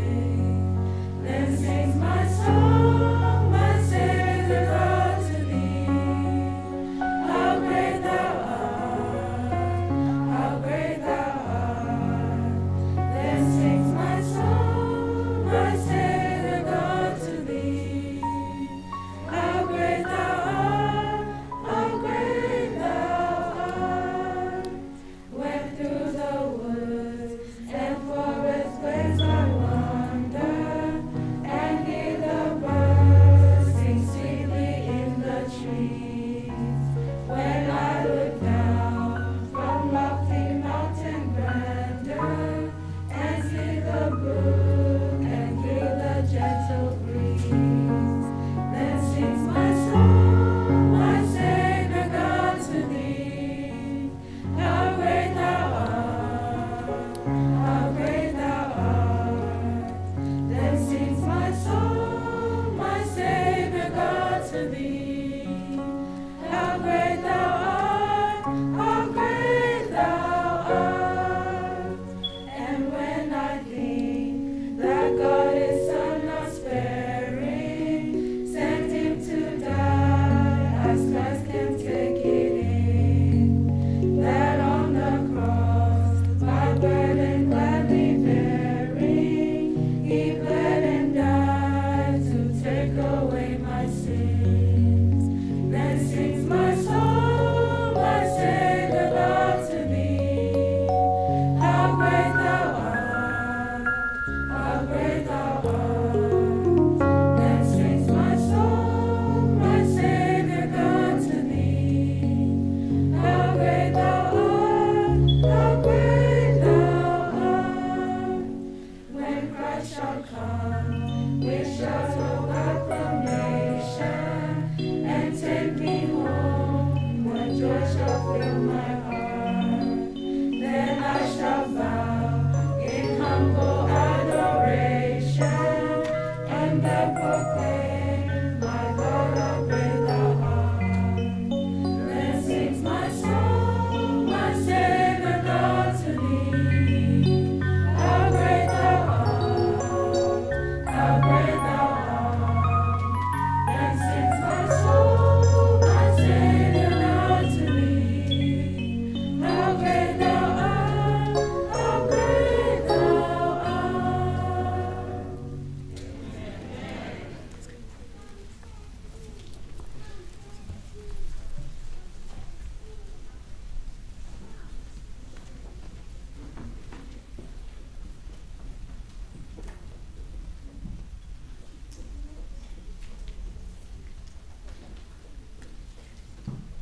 Okay, so it's another good time that we're gonna have our speaker, but before we have our speaker, I'm gonna introduce those people participated today. And from my left side, we have Joshua.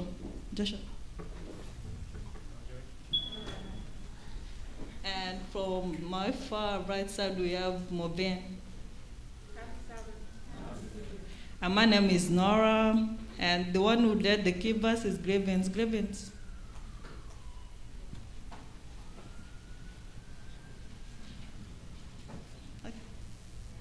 Okay, so I think Grievance is not around, and our choristers, Mobin, and Arfaxad, say to the church. I'm Mojore, say to the church. And so our speaker today is gonna be Dennis Yosha, for those who don't know him, and we're so praised, so just be patient and listen to what he says. Thank you so much.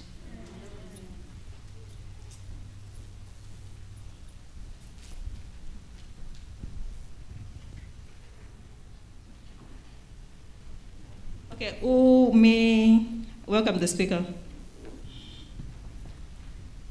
Okay, thank you.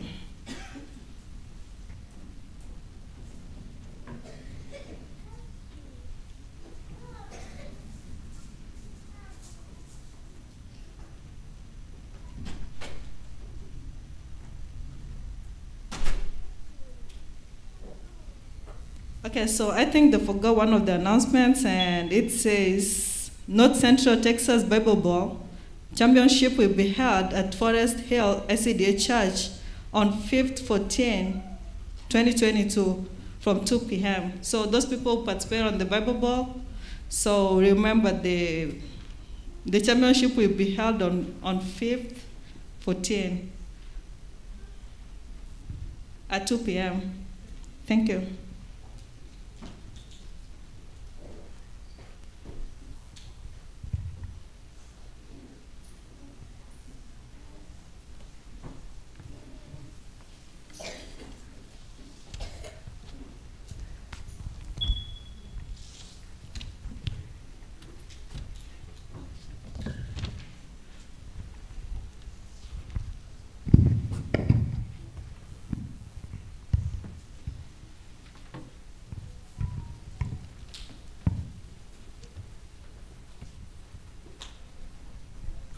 Happy Sabbath.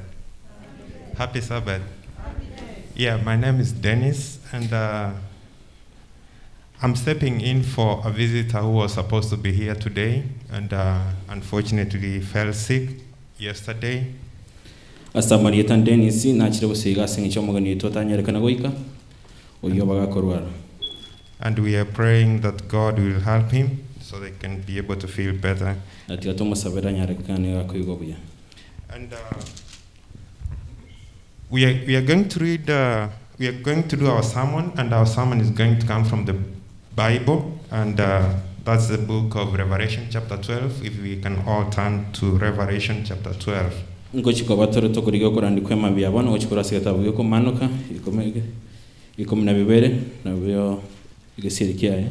before we do that, let's pray. Our kind and loving Master above, we once again come before you with thanksgiving. Lord, we pray and ask that, Lord, may you be able to lead us. May you speak to us. May you speak to us as, Lord, you have planned this day. Let your will be done, for this is our prayer in the name of Jesus Christ. Amen. Amen. So, the book of Revelation chapter 12, we are going to read the entire chapter. And I'm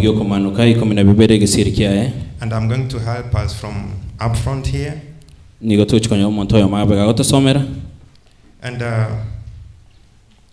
from verse 1 it says, are we all there? If we are all there, say amen. Amen. And there appeared a great wonder in heaven, a woman clothed with the sun and the moon under her feet, upon her head a crown of 12 stars. And she being with child cried, travailing in path and pain to be delivered. And there appeared another wonder in heaven, and behold, a great red dragon, having 7 heads and 10 horns and 7 crowns. Upon his heads, verse 4, and his tail drew the third part of the stars of heaven, and did cast them to the earth. And the dragon stood before the woman, which was ready to be delivered, for to devour her child as soon as it was born. Verse 5, and she brought forth a man-child, who was to rule all nations with a rod of iron. And her child was caught up unto God, and to his throne. Verse 6, and the woman fled into the wilderness, where she had a place prepared of God, and they should feed her there 1,260 days. And there was war in heaven, that's verse 7. Michael and his angels fought against the dragon, and the dragon fought and his angels. Verse 8, and prevailed not, neither was there a place found any more in heaven. Verse 9, and the great dragon was cast out, that old serpent called the devil, and Satan, which deceiveth the whole world. He was cast out into the earth, and his angels were cast out with him. Verse 10, and I heard a loud voice saying in heaven, now is come salvation, and strength, and the kingdom of God our God, and the power of his Christ. For the accuser of our brethren is cast down, which accused them before our God day and night. Verse 11, and they overcame him by the blood of the Lamb and by the word of their testimony, and they loved not their lives unto death. Verse 12, therefore rejoice ye heavens, and ye that dwell in them, who to the inhabitants of the earth and of the sea, for the devil is come down unto you, having great wrath, because he knoweth that he had but a short time. Verse 13, and when the dragon saw that he was cast unto the earth, he persecuted the woman which brought forth the man-child.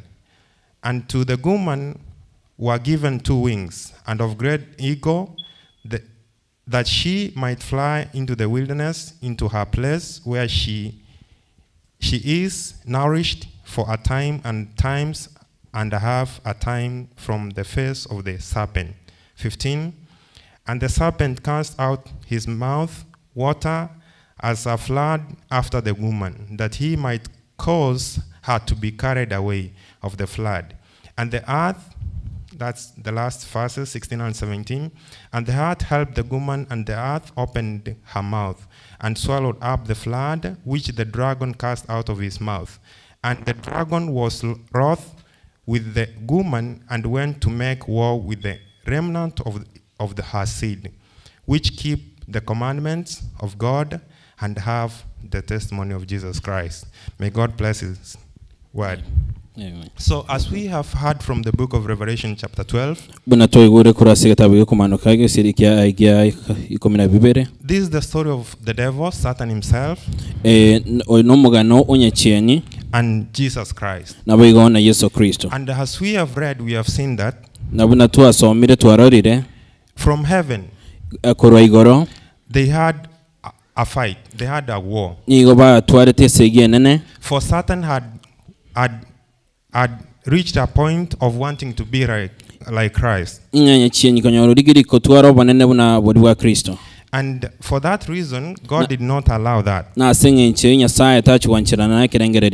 And Satan decided to fight. But also Jesus fought back.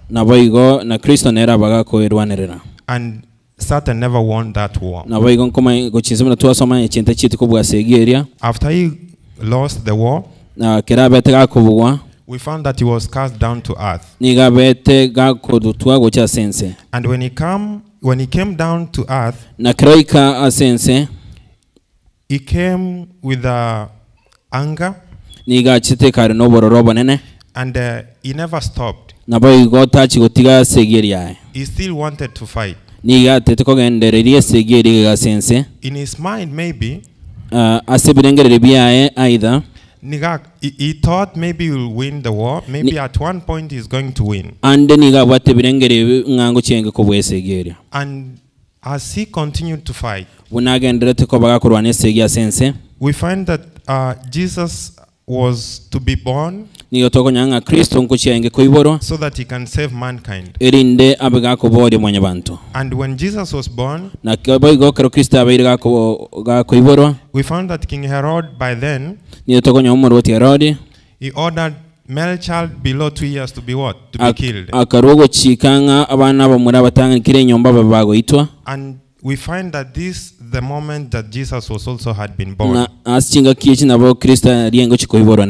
still God had to protect Jesus for the thing that he had come on earth to do. He had not fulfilled it. And that is to save mankind. And still, as we read the verses down, we find that he goes back and comes with another idea. He goes back and comes with another idea. And all the time he comes back, he doesn't win. But now in verse 16 we find that in verse 17 we find that the dragon himself,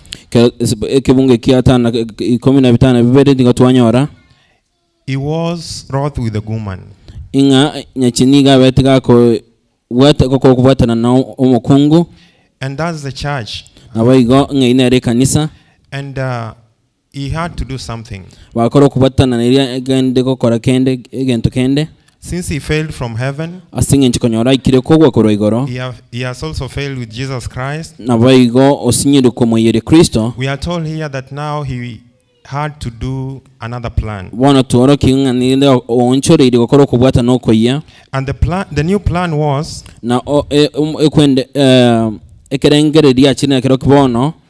to make war with the remnant of our seed. And those are, they keep the commandments of God, and they have the testimony of Jesus Christ. And these people we learn are the Christians. Christians of this day. Not Christians of those days. Not Christians to come. But those Christians that have the commandments of God and have the testimony of Jesus Christ. And we are all in this bracket. That's why in all the things or in our life, we have freedom of choice. And that has been given to us freely from God. It's either we choose to serve Him or we choose to serve the devil or the dragon. And at this time, sin, as we are living these last days, sin is everywhere. In our homes, place of work, on the roads where we drive, social media. And the devil, knowing that he has but a short time, is doing everything possible to make sure that he goes with many. And that is his goal. And that is his goal. So, my friend, today, this morning, the question comes to us: are you able to differentiate between him and God?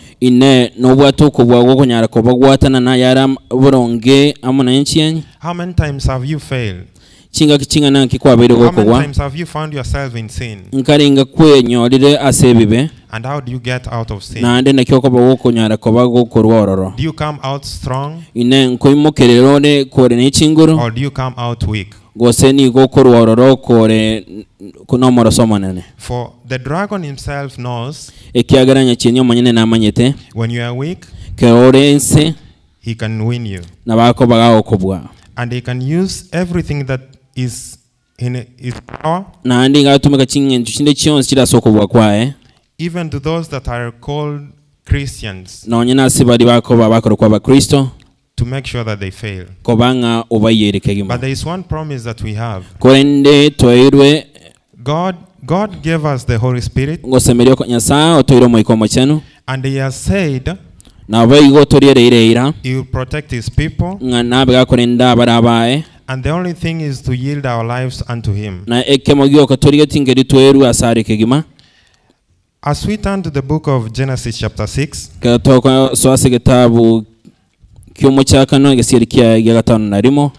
Genesis chapter 6 verse 1 to 7, and I'm going to read. And if you are say amen. And if you're not there, say mercy. So I believe everyone is there. Genesis chapter 6 verse 1 to 7. And it came to pass, when men began to multiply on the face of earth, and the daughters were born unto them, that the sons of God saw the daughters of men, eri abamura ba Nyasaye bakabarora that they were fair, nigo baringa abasera and they took them nabo bayigo bakabayira wives of all which they choose. ko bakora abakungu babo bari bacyorete. And the Lord said, eri na Kristo mwana nagateba, my spirit shall not always strive with man, moikone tochikoba butambe na mwanyabanto, for he also is flesh, asingincha kubwatie okwandikwa mubiroe, yet his day shall be 120 years. Ndamatukani garachikoba emye yamana 20. Verse 4. There were giants in the earth in those days,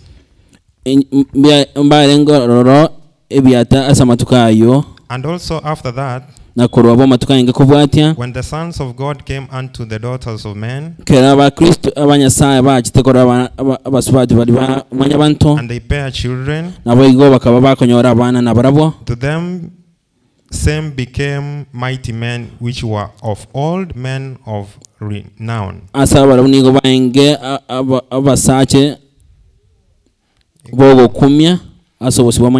And God saw that the wickedness of man was great,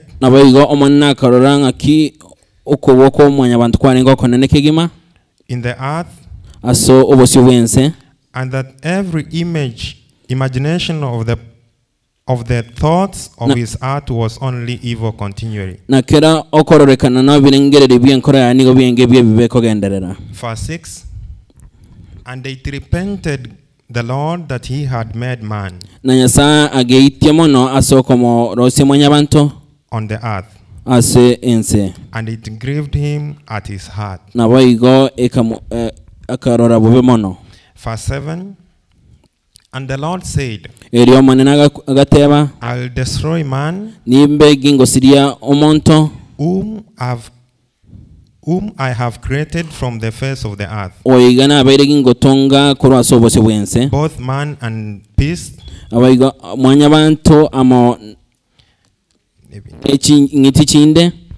the creeping thing, and the fowls of the air, for it repenteth me that I have made them. So here we find that God is looking on the people that he had created. The one that we learn in Genesis in the time of creation that pleased God. But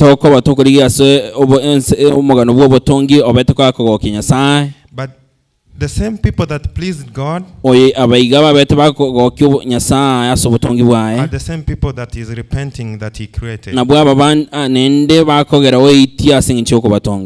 And God is looking down and saying, now I'm going to destroy everything.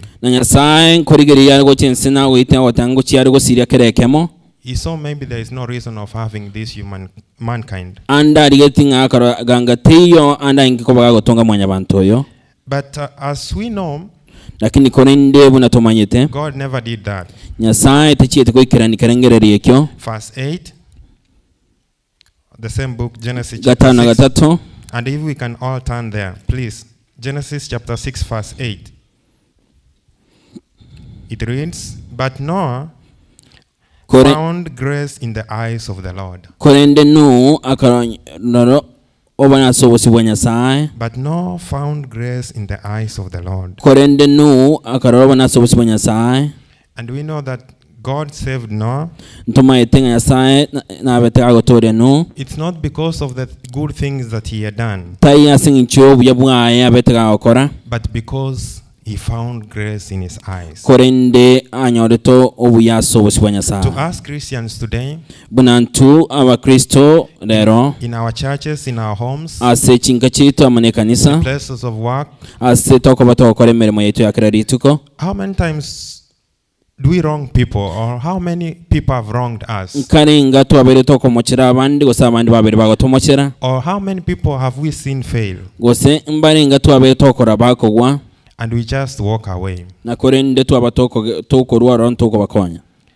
And this one of walking away and judging people, yo gokorona ko bigo gutoko batokona kira abande of not kina showing them love, ntoko boro kyo bwanchani of not coming closer to them, oko bato ntoko baikange kabaligetyo okonya has led to the disappearance of youths yarentereire ogosira kwa basae and young members of the church, na baigo na abariba abatoko batokosangana baro basekanisa leave the church baba bakorwa sekanisa because they don't find love in church, asinge ncho bataikoro kigo bwanchani and they have mekanisa chosen to find love somewhere, na baigo bari digiri konyoro bwanchani oboga koro isikaria not in other churches, tayasi chikanisa chinde because the Israelites are the same. asinge ncho abaisiraeli mbari baria The same Israelites that had given Moses hard times. abaisiraeli bali babeta bako Musa chinga kichinkongo We are the same Israelites today. na bwa abo abaisiraeli abaiga moro chega We are litkoria not rero different from them. ntori tofauti na barabo.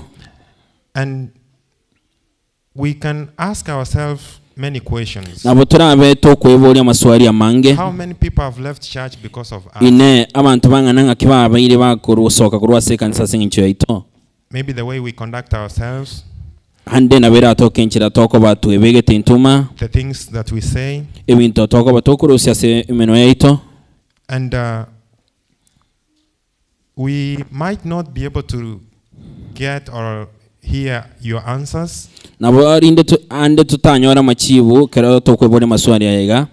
We have been asked that you go and examine yourself nigo twabole twende twetukatuke intubene and know where we have failed, torigereria se twabaire tokogwa so that we can bring the lost back. elinde torente chingondi chinsuru go chasiri icho linde For this is not the time asinge ncho chinga ke tari chiro cho to live or to build walls, tunabe tukwagacha chitoto but it's time to build preachers korinde ne chinga kitoganiri kobeka chidaraja that will help us ekichirabe chigo tokonya to cross to the other side of the earth, tunyarekane kwambuka goche engumbwende so that when Jesus comes the second time, erinde kero Kristo akweranira kabere he can find us together, atonyore twensi tore amo a loving family, atore enkayeme ere obwanchani a caring family, enka ere nobwanchani so that we can go home and live a happy and in a place that God had prepared for us. erinde twensi tuchenga motoko gendanka asemo chiori tata twariganeri. I've seen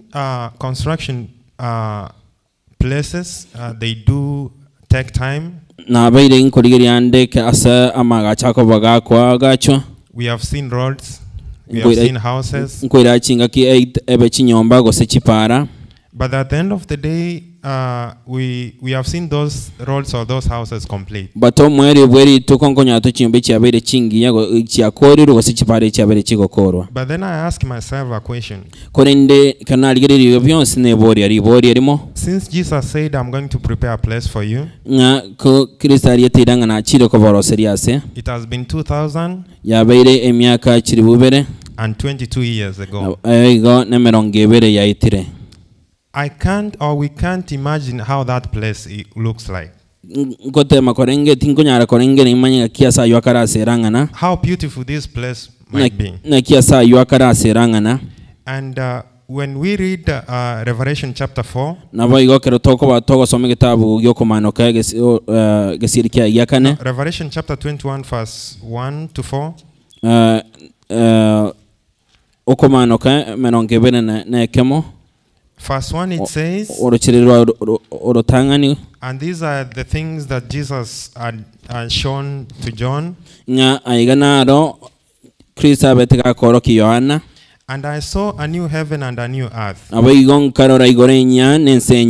for the first heaven,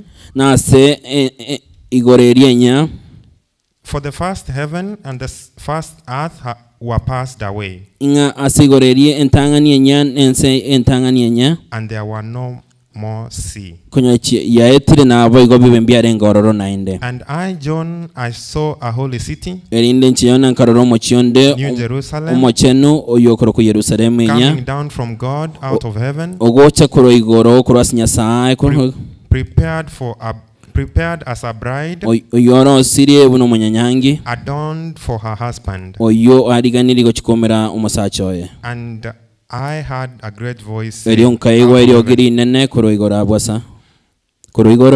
Behold, igoteba igwa the tabernacle of God is with men, inga obone watatambura na mwanya bantu and he will dwell with them, and they shall be his people, nabo igoni garabe egati yabo nabe n'abantu bae and God himself shall be with them, nabo igo nyasaye ben nabe nabarabo and be their God. nabo igo abe nyasaobo. So the new home that we have been promised here, Igo en Kenya tuabere tokoriere ira the one that John was shown, Yohana abetega korokiwa we are told that we are going to live with God. niyo tuateni kutochikomenya na nyasaye. God is not going to live somewhere and leave his people again. Nyasaye tego chikobera ale n'abantu bae. For we know that when he left them first in the Garden of Eden, what happened? The serpent came and they deceived men. And for that reason we have been living in sin,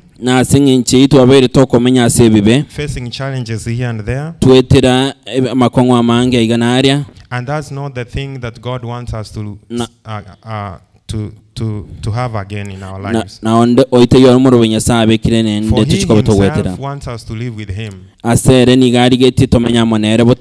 So my dear friend, I'm asking you this day, every day as God gives it to you, be thankful and be ready to yield unto him, for he is the only one who can save you. When we read the book of Romans, which we are not going to read chapter 10, we know that not the blood of bullocks or goats that will save man, but only Jesus Christ. And that's what he had already done. For he had died on the cross. He had gone to prepare a place. And when he comes back the second time, it's my prayer that we all be there. For this world will show you many things, but trust me that God is going to save you if you only yield unto him.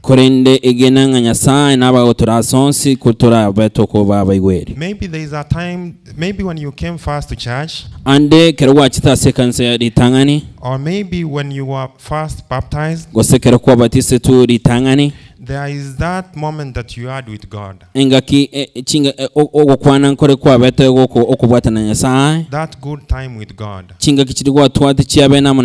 Maybe you don't see it again. That's not the end of it. For Jeremiah chapter 18 verse 1, the book of Jeremiah chapter 18,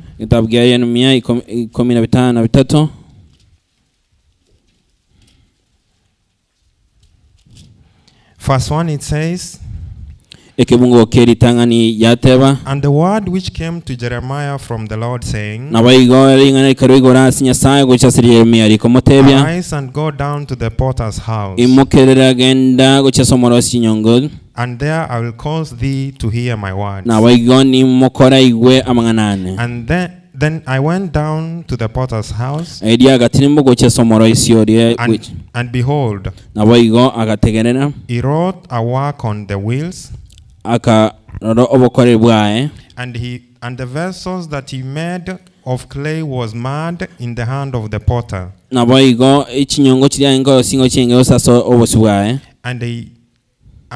So he made it again another vessel,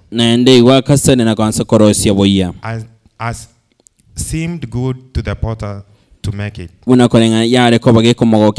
Verse 5. Then the word of the Lord came to me, saying,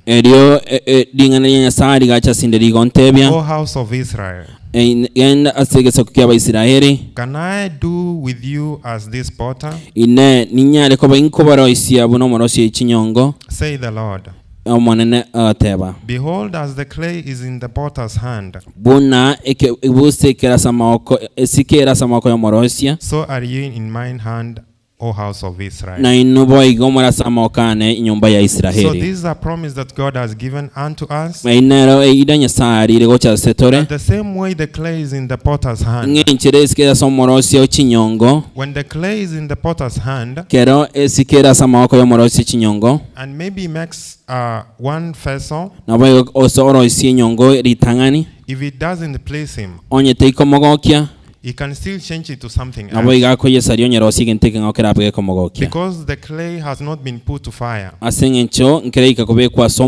Because when you put clay on fire, it means it's going to dry up. And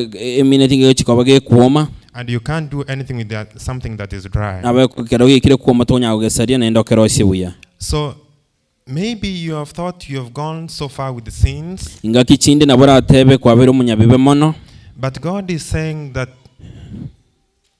as you are still living, He can still do something.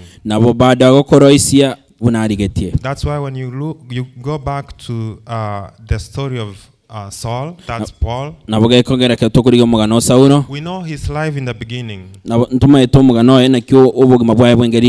How he persecuted the church.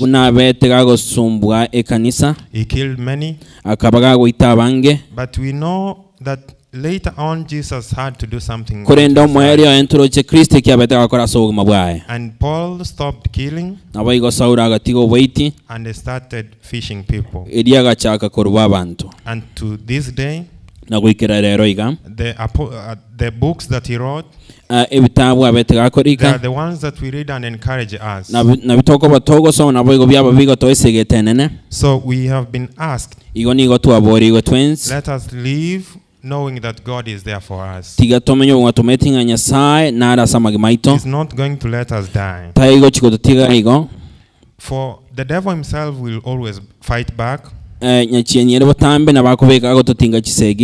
He might not stop today. You praying every day will not stop him from coming to you. He will always come back with something different. But we have asked that we hold fast what we have in our hands. And that's the life that God has given unto us. To finish with the book of Genesis chapter 9. To show how the devil or how Satan himself is fighting God's people. That he will always come back. When we read chapter 6 verse 7, verse 8, we found that Noah found grace in the eyes of the Lord. But now in chapter 9 verse 20, now this is after the floods. Verse 20 it says, and Noah began to be a husbandman, and he planted a vineyard. And he drank of the wine, and he was drunken, and he was uncovered with his tent. And this is the same person that we found that found grace in the eyes of the Lord. But we see here what had happened. Let's see the outcome. Verse 22. And Ham, the father of Canaan, saw the nakedness of his father, and told his two brethren without. Verse 23, and Shem and Japheth took a garment and laid it upon both their shoulders, and went backward and covered the nakedness of their father and their father's nakedness. Verse 24, I mean, and Noah awoke from his wine, and knew that his younger son had done unto him. akarora ekia umwana oye abetega kumukorera and said, nabo igagateba Cursed be Canaan, orageredigwe ai Canaan a servant of servants shall be unto his brethren. umusumba basumba bande nabo umusumba basumba bande butambe. So we learned that after even God had saved him, abo twararinga nyuma nuka kabaga gutolwa Nyasaye, Satan never ran away or never was he scared of coming back to Noah. nyachienta chieti komotika igo. We found that he had to give him something, iyo toko nyanga weekend agenda tukabaga komotema and that's wine. na kigeko ramukiriga obaire gako mukono motindo. Canaan has been cursed. nabaigo Canaan obaire gakoragereriwa. This is not because he wanted it to happen, tari asinginchari getinga abaga koragereriwa, but this is what the devil wanted. korende nemerobiri yachieni yarenge. So my brethren, igaba gesangibane know that the devil is there.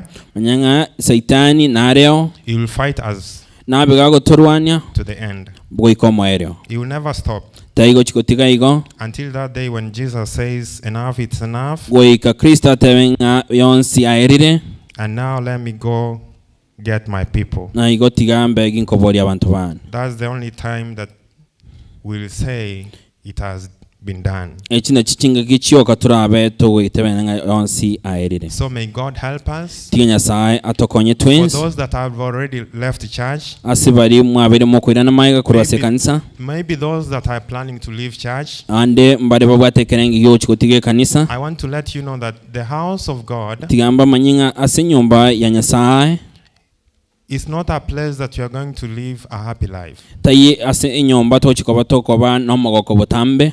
I don't want to say that there is no happiness. tinta itiko tebanga nyumba mwatata mogoko toyo There is happiness, omogoko noreo for there is many blessings. asingi nchama sisenia manene nareo. But this happiness comes with challenges. lakini korendo mogoko yongo chole amo ne bitanga ao So we should be ready to face them. igo goikatobe tayari gwete ebitange biga gosebicherare And byo know that it's God who brought us here. na tumanyenga Nyasaye otorentira ase nyumba yae. Know that Christian that you are looking unto. tai ande monto yoko bagokorigereria Maybe the church elder. wose ande umulisi okorigereria Maybe the youth leader. wose kwarigeria umurayi bw'abasaye Maybe the pastor. wose kwarigerinde umurandia Maybe the deaconesses. wose kwarigeria mudikonesi ondorema. Your eyes or our eyes should be fixed to the cross. amaisa awo tigabe gakorigereria umusaraba For oka. Jesus died for our sins, asingincho Kristo agakwasingincho bibiaito so that we can be saved. erinde tonyare ko batoko bori. So may God bless you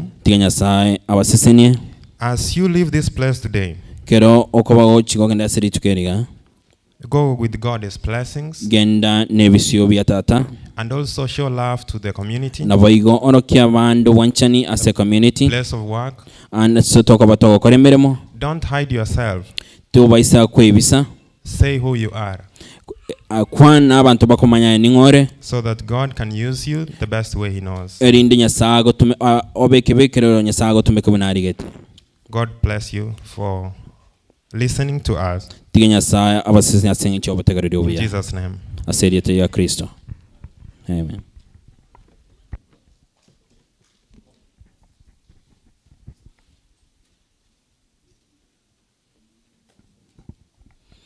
Grace rise for him 440. Sorry, 430, 430.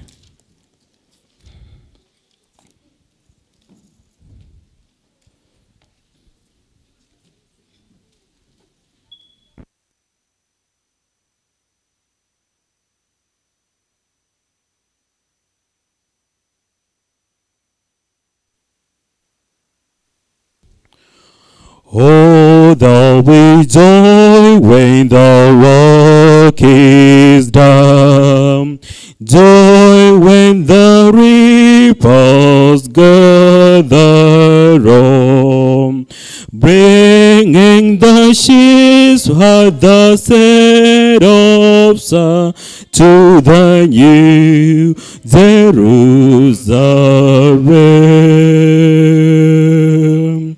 Joy, joy, there'll be joy by and by. Joy, joy. joy where the joy never die. Joy, joy, for the day drawing nigh, when the workers gather round. Sweet are the song that we hope to sing, grateful the thanks our shall bring, praising forever Christ our King in the new Jerusalem. Joy, joy, there'll be joy by and by. Joy, joy, where the joy never die. Joy, joy, for the day drawing nigh, when the workers gather round. Fear all the joy that awaits us there. Many the golden mansion fair. Jesus himself doth them prepare in the new Jerusalem. Oh, joy. Joy, joy, there'll be joy by and by. Joy, joy, joy, where the joy never die. Joy, joy, for the day drawing nigh, when the workers gather round. Joy, joy, there'll be joy by and by. Joy, joy, there'll be joy never die. Joy, joy, for the day drawing nigh, when the workers gather round. Our dear and loving most Father in heaven, we come to you at this time, Father. What a joy that will be when that day comes, Father, when we say all has been done according to your will. Father, we thank you for all that we've had, for the lesson for today. That sin came unto us, Father, but we cannot keep on clinging on it.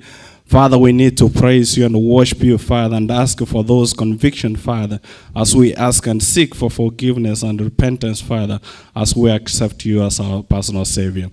Today, being a youth Sabbath, Father, hope that we have gathered information or achieved, Father, the word that can guide us and lead us all through, Father. As we are all walking this path of Christianity, be with us, Father, guide us. May it be there is a lot of challenges, struggles, falls, but ups and downs. How we pray that be with us. We are all weak, but through you, Father, all things is possible. As we are going to disperse from this place, Father, let your will be done and guide us and make our hearts ready, preparing for that day to come, Father. Help us, guide us, and protect us, for we pray in Jesus' name. Amen.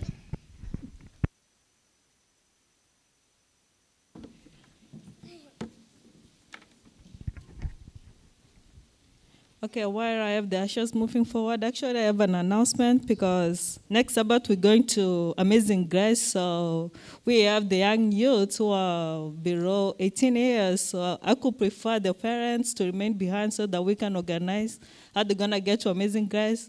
And the youths also remain behind. The parents for the youths remain behind and the youths remain behind so that we can organize how they're going to get to Amazing Grace and everything, how they're going to get back. And thank you so much. Can I have the ushers, please, so that they can guide everybody outside?